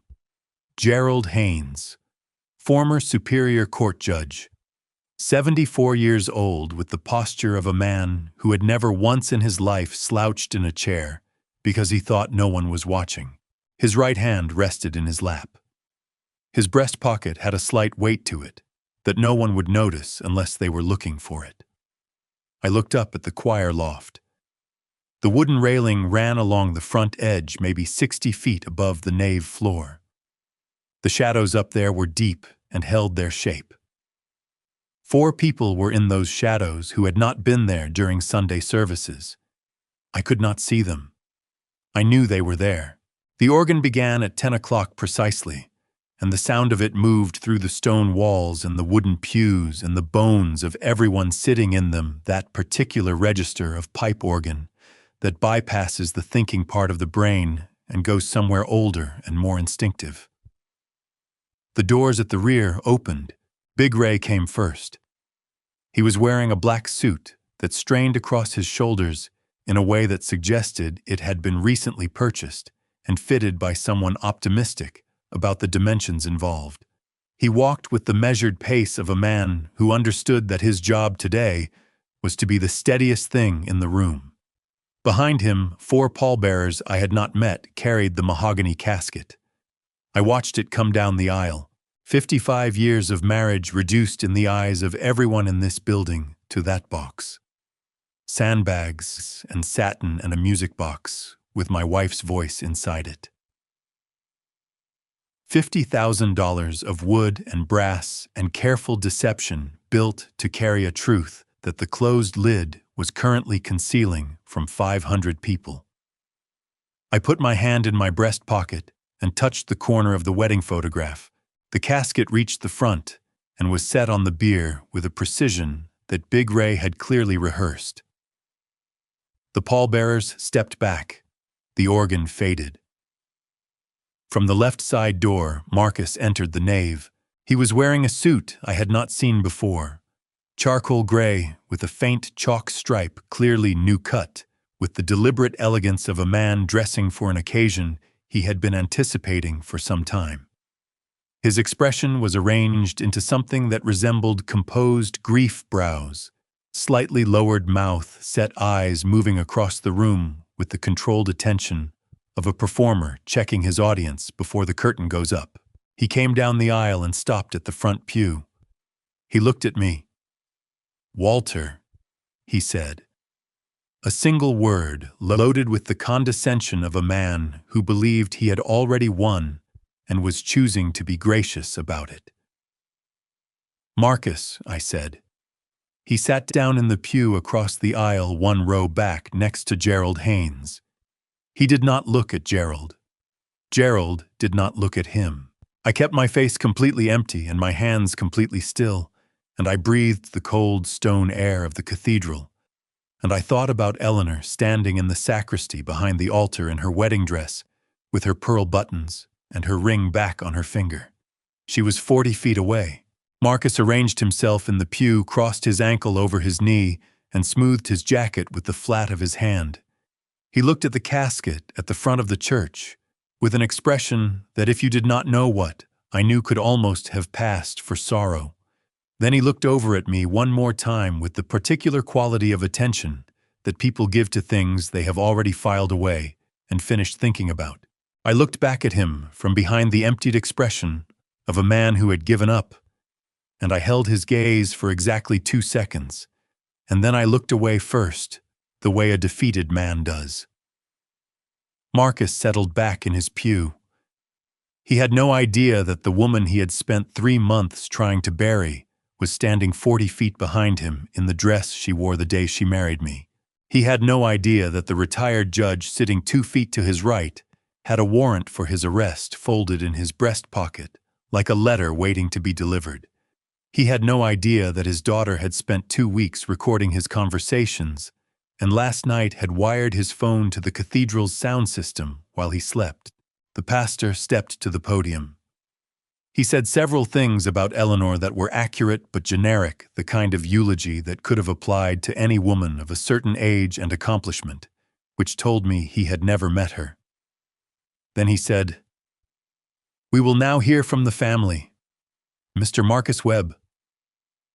Marcus rose from his pew. He adjusted his jacket. He buttoned the center button. He walked to the podium with the measured stride of a man who had been waiting for this moment, and he put both hands on the sides of the lectern, and he looked out at 500 faces, and he took one long, slow breath. And he began. I had known Marcus Webb for 11 years. In that time, I had watched him lie to contractors, to investors, to Diane's friends at dinner parties, to the bank officer who approved his second business loan.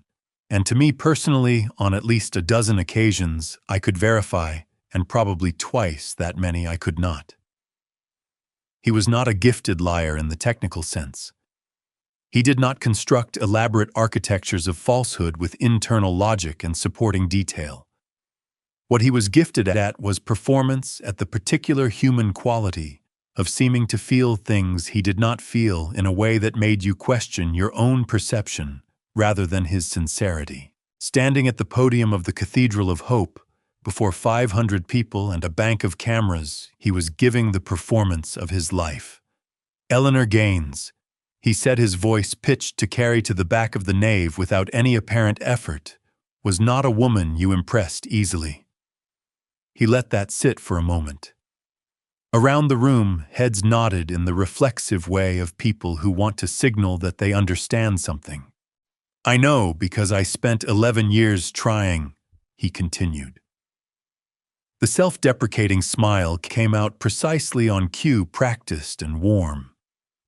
She had standards, not the kind of standards that shut people out, the kind that held them to something.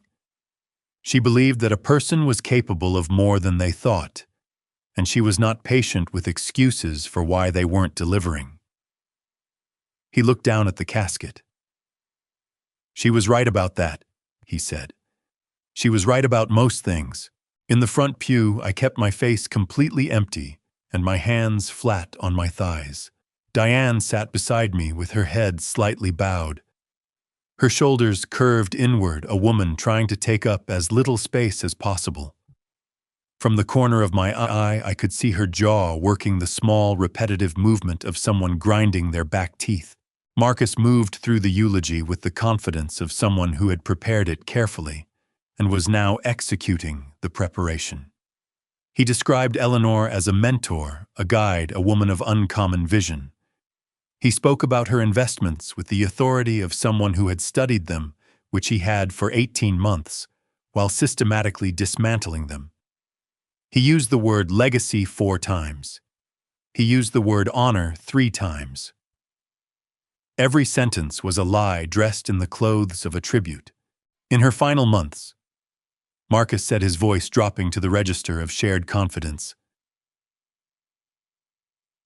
"Eleanor and I spoke often about what she wanted her life to mean. Not what she had built, she wasn't interested in cataloging that. What she wanted it to mean going forward." He looked out at the investors in the 4th row. "How she told me she worried the next generation wasn't ready," he said. "She told me she wanted someone at the helm who understood that a legacy is not a monument. It's a living thing. It has to be managed, grown, protected from people who would rather divide it than build it." I felt the direction of that sentence land on me like a hand on the shoulder. Not gentle. "She looked at me," Marcus said, and his voice dropped another register, intimate now.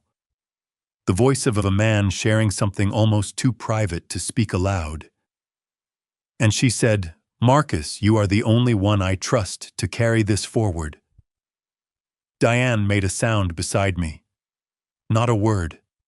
A sound small and involuntary, like something tearing very slowly. She pressed her hand against her mouth, and her shoulders shook once and were still. I did not look at her. I could not afford to look at her. Marcus gripped the sides of the lectern. He had reached the part of the eulogy he had been building toward, the declaration, the transfer of authority, the moment he had been constructing for months. "I made her a promise," he said. "I told her that everything she built would not just survive, it would grow. That the Callaway Street properties, the investment accounts, the estate she spent 60 years assembling, none of it would be squandered. None of it would be divided up and scattered." He straightened to his full height. "I intend to keep that promise." He looked at the casket one final time with an expression of such fabricated tenderness that it turned my stomach over completely. "Rest easy, Eleanor," he said. "I have it from here." He stepped back from the microphone, and in the silence that followed, that particular cathedral silence, the kind that has weight and texture, I reached into my jacket pocket. My fingers found my phone. The screen was already unlocked, already open to Eleanor's contact. I had set it up at 5 this morning, sitting at the kitchen table with the wedding photograph in front of me, because I had known my hands might be unsteady when the moment came, and I did not want to fumble it. My hands were not unsteady. I pressed call, 1 ring. The sound was in my ear, only the phone's speaker muted. I was not calling Eleanor's cell phone. I was calling the secure line Big Ray had set up, which connected directly to the amplifier unit inside the casket, which connected to the wireless receiver linked to the cathedral's soundboard. 2 rings. Marcus was walking back toward his pew, accepting the moment, his head slightly bowed in the posture of a man graciously bearing a burden. Then the music started. It came from everywhere at once, from the speakers in the walls, from the speakers in the ceiling, from the brass pipes of the organ itself, which the amplifier had somehow folded into its signal. It filled the stone space of the cathedral, the way water fills a vessel, finding every corner, taking the shape of the room. It was a song from 1969, a slow piano-led ballad that Eleanor and I had danced to 11 days after our wedding in the kitchen of our first apartment, because we had not managed to dance at the actual reception, and Eleanor had decided that was unacceptable, and put the record on at 2 in the morning on a Tuesday. I had not heard it in 11 years. It hit me in the sternum like a flat hand. Marcus stopped walking. He turned around slowly. He looked at the casket, at the sealed lid, at the brass locks he had personally watched engage the night before. The blood left his face in a single visible movement, the way color leaves a room when the light goes. "What?" he said. The microphone was still live. The word went out through the same speakers the music was coming from, layered over the melody heard by every person in the room. "What is that?" Nobody answered him. The music played, and from inside the mahogany casket that Marcus Webb had paid $50,000 to have sealed and delivered to this church, a voice began to speak. It was warm. It was unhurried. It was completely, unmistakably alive. "That," said Eleanor Gaines, her voice filling the Cathedral of Hope from floor to rafter, "was our wedding song, Marcus. The one you called old people music at our 40th anniversary dinner.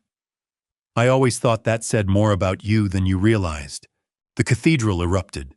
The sound that came out of 500 people at the same moment was not a scream and not a gasp, but something between the two, a collective exhalation of disbelief that moved through the cathedral like a pressure change, like the air before a storm decides what it is going to do. Marcus Webb stood in the center aisle with his hand still extended toward the pew he had been about to sit down in, frozen in the posture of a man whose body had received information that his mind was refusing to process. "Sire, that is a recording," he said. His voice went out through the live microphone he had forgotten to step away from. 500 people heard him say it. "Someone is playing a recording. This is Thad, this is you, Walter. Whatever you have done, I am telling you right now to stop it." Eleanor's voice continued from the casket, unhurried and entirely unimpressed with the interruption. "I want to tell you something, Marcus," she said. "I want to tell you what I was doing while you were arranging my funeral.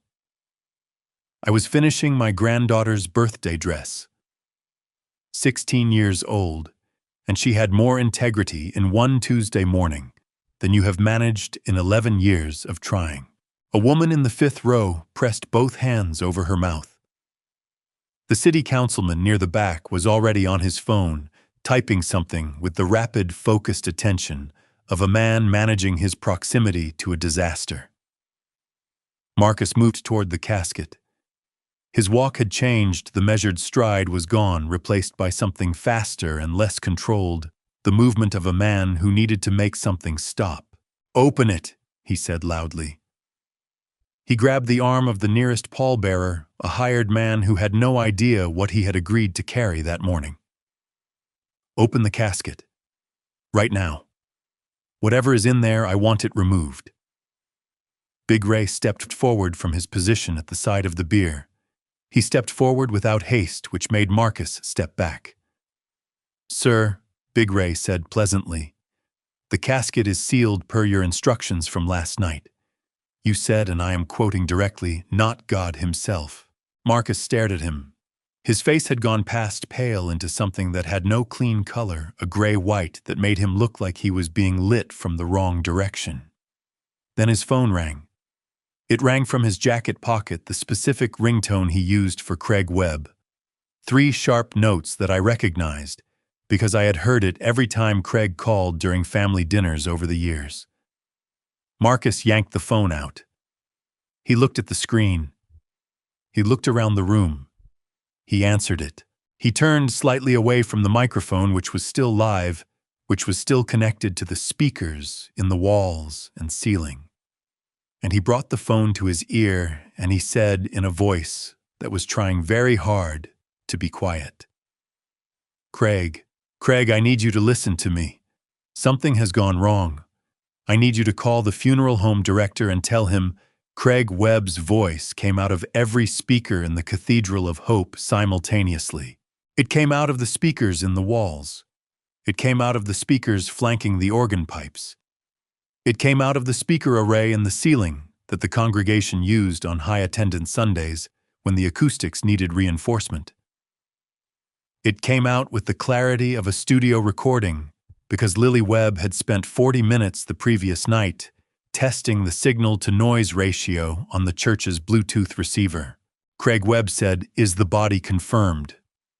Because if they open it and there's nothing in there, Mark, we have a problem that goes beyond the nursing home. We need the cremation completed before anyone thinks to request."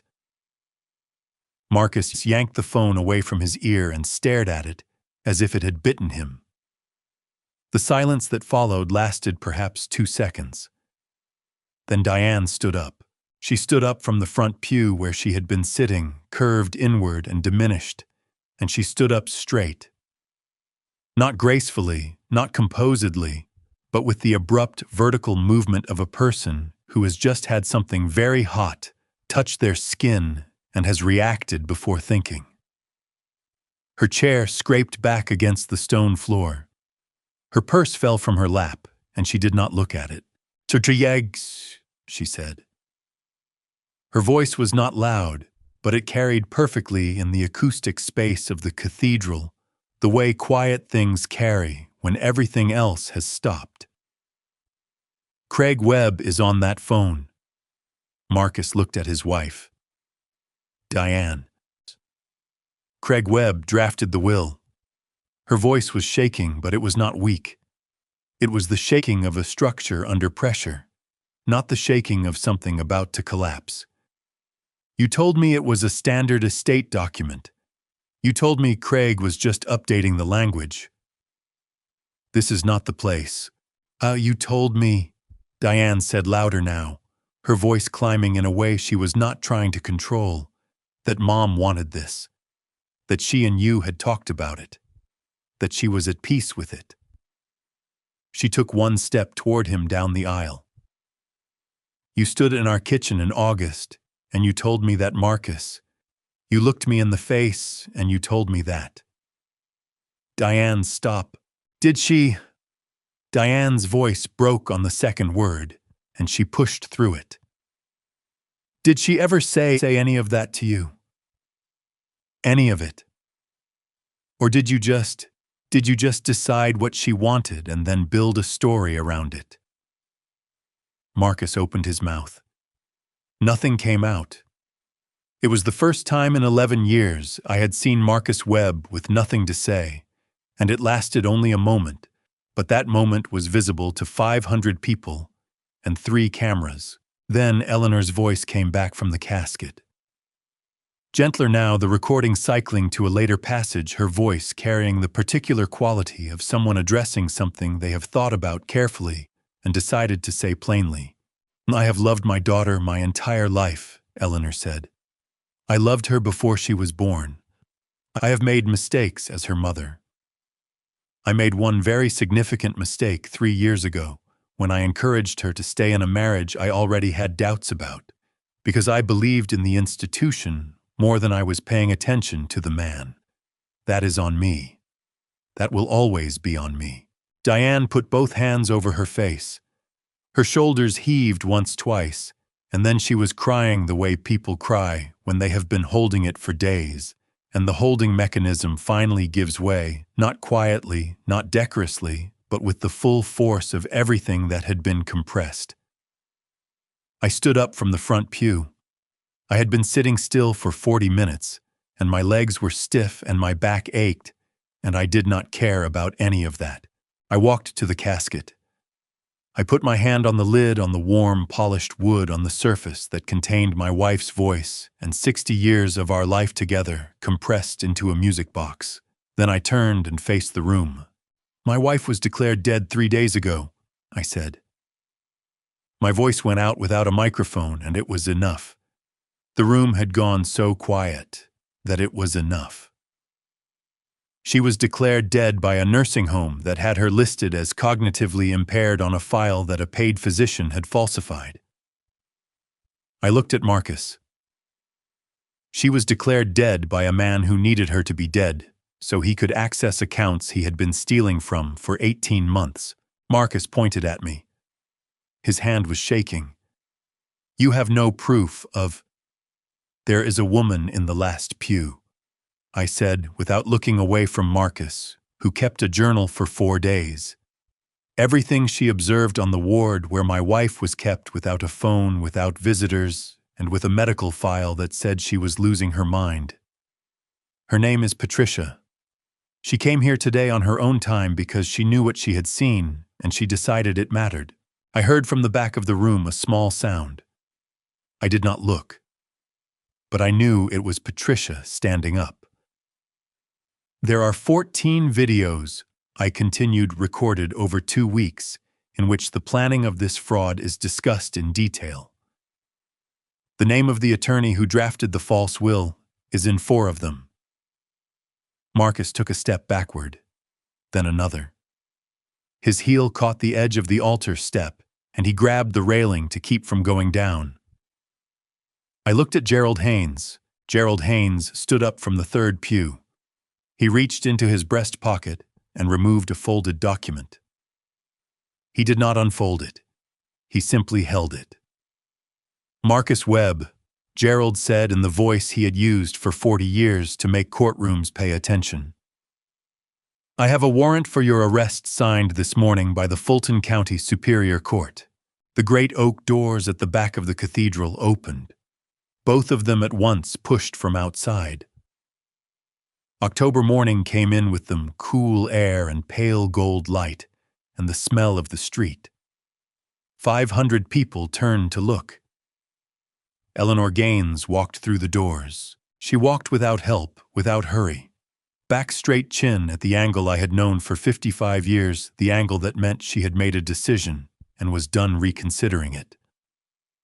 She was wearing white silk pearl buttons down the back, the hem moving the way good fabric moves when a woman knows where she is going. She had fixed her own hair.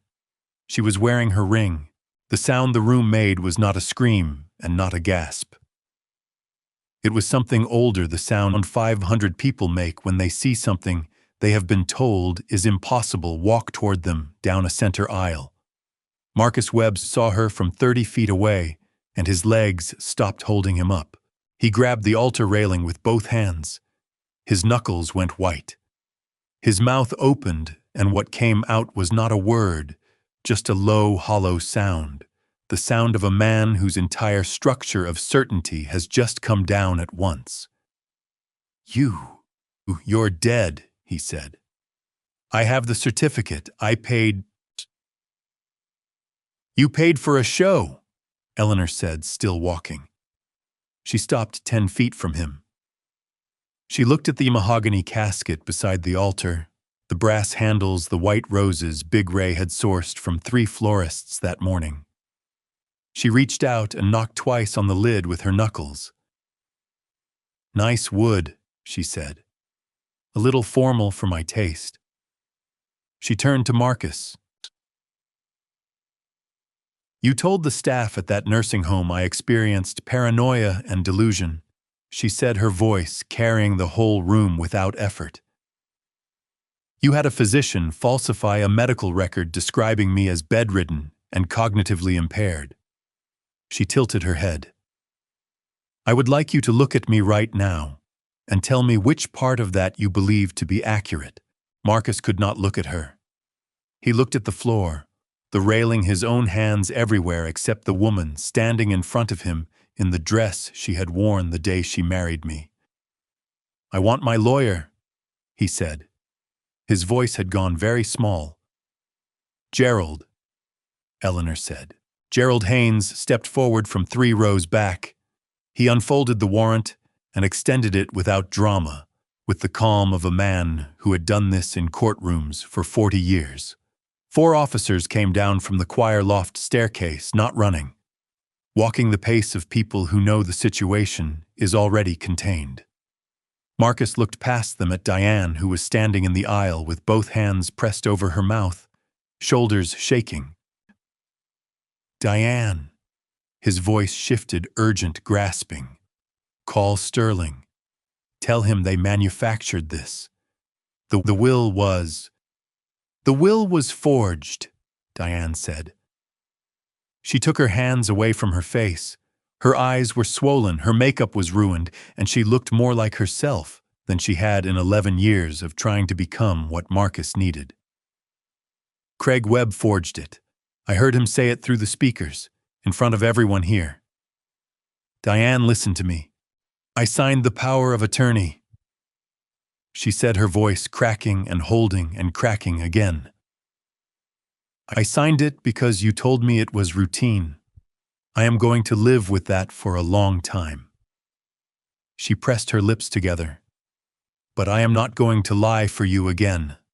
Not here. Not in front of her." She turned to Eleanor. Eleanor looked at her daughter for a long moment, not warm, not cold.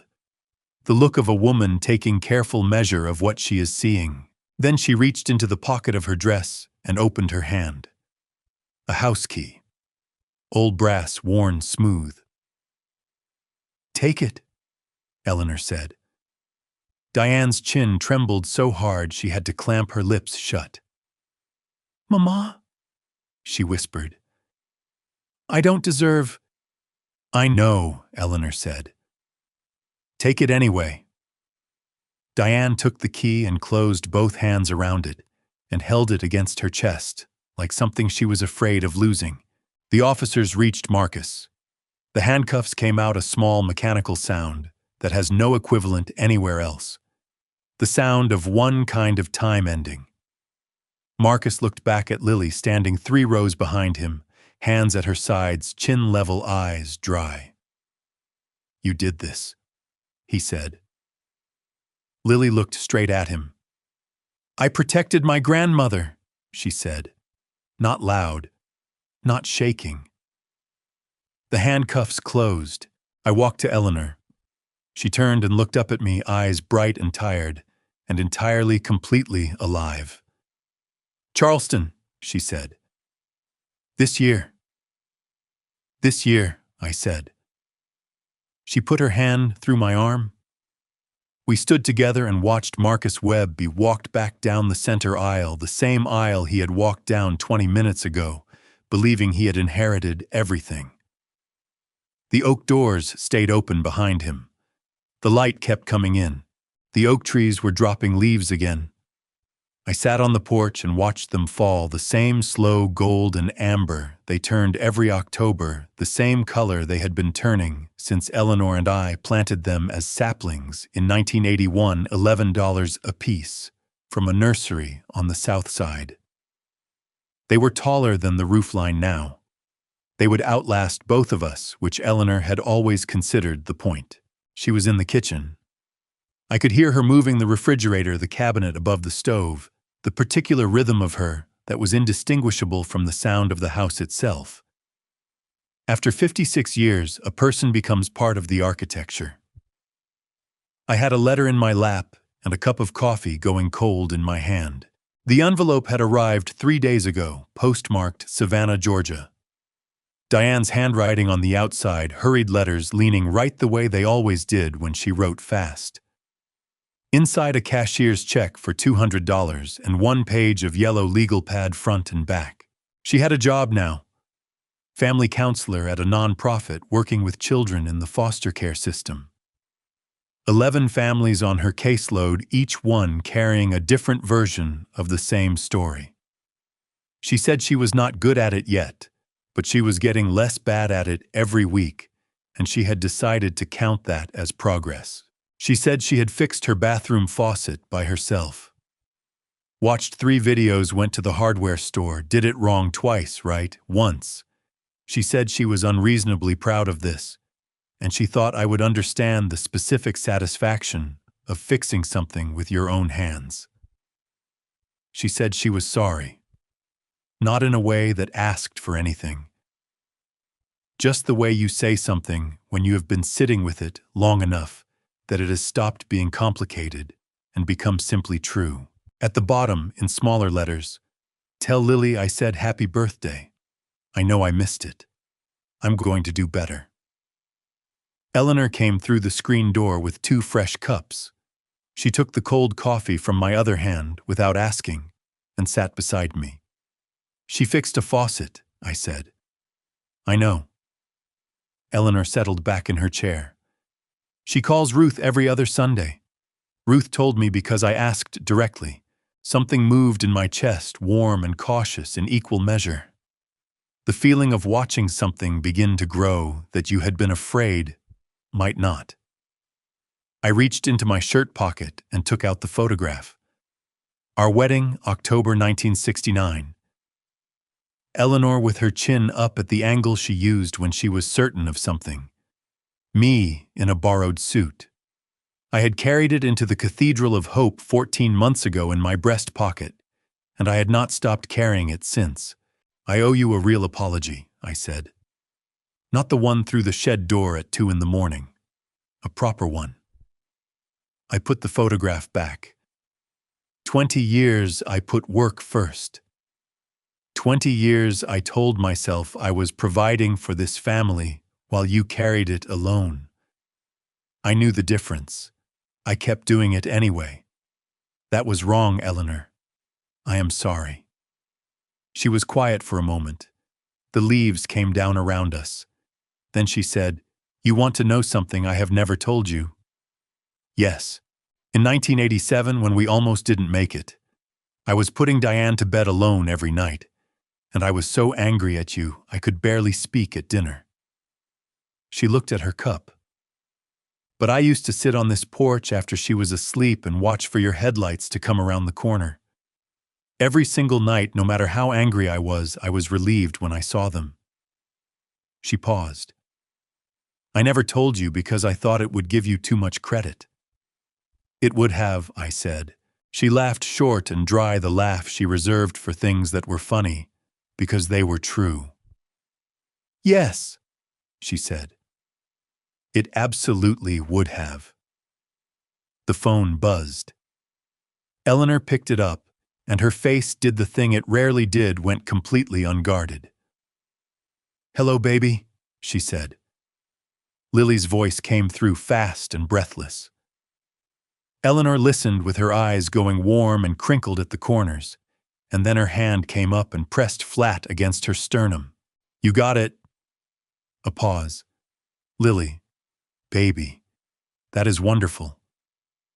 She looked at me. "Full scholarship," she said. "She starts in September." I exhaled something I had not known I was holding. After Eleanor hung up, we sat with it for a moment. The oak leaves, the October air, the coffee warm in our hands. "Diane's check," I said. "I'm going to frame it, put it on the hallway wall next to the wedding photograph." Eleanor considered this. "Give it its own space," she said. "Not too close, in its own space." I agreed.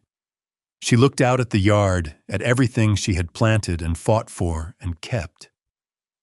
Then she said, "We never actually went to Charleston." "We went in February," I said. "It was 42 degrees and the restaurant was closed for renovations." "Eleanor, I am simply noting," she said, "that what we discussed on the morning of the funeral was more of a concept than an execution." I set down my cup. I reached over and took her hand. "So next month," I said. "Warm weather. The harbor. Whatever you want." She squeezed once firmly, the way she had been squeezing my hand for 56 years. "Next month," she said. The leaves kept falling. And somewhere in Savannah, our daughter was learning how to fix the things that leaked. If you have stayed with me this long, then you already know this is not really a story about money. It is not about the house or the will or the $50,000 casket full of sand.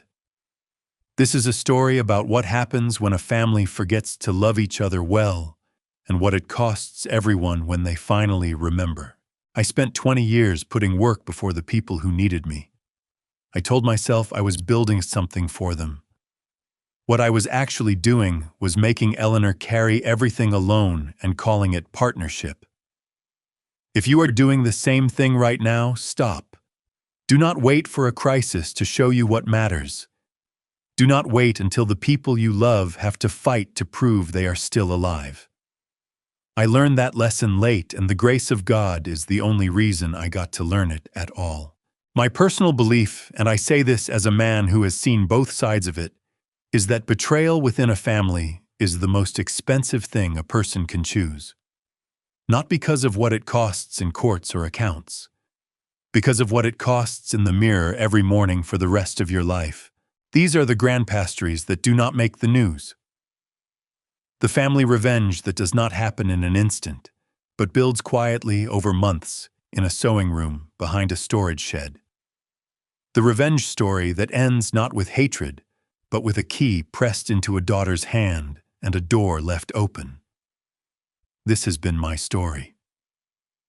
A grandpastries worth telling, I hope.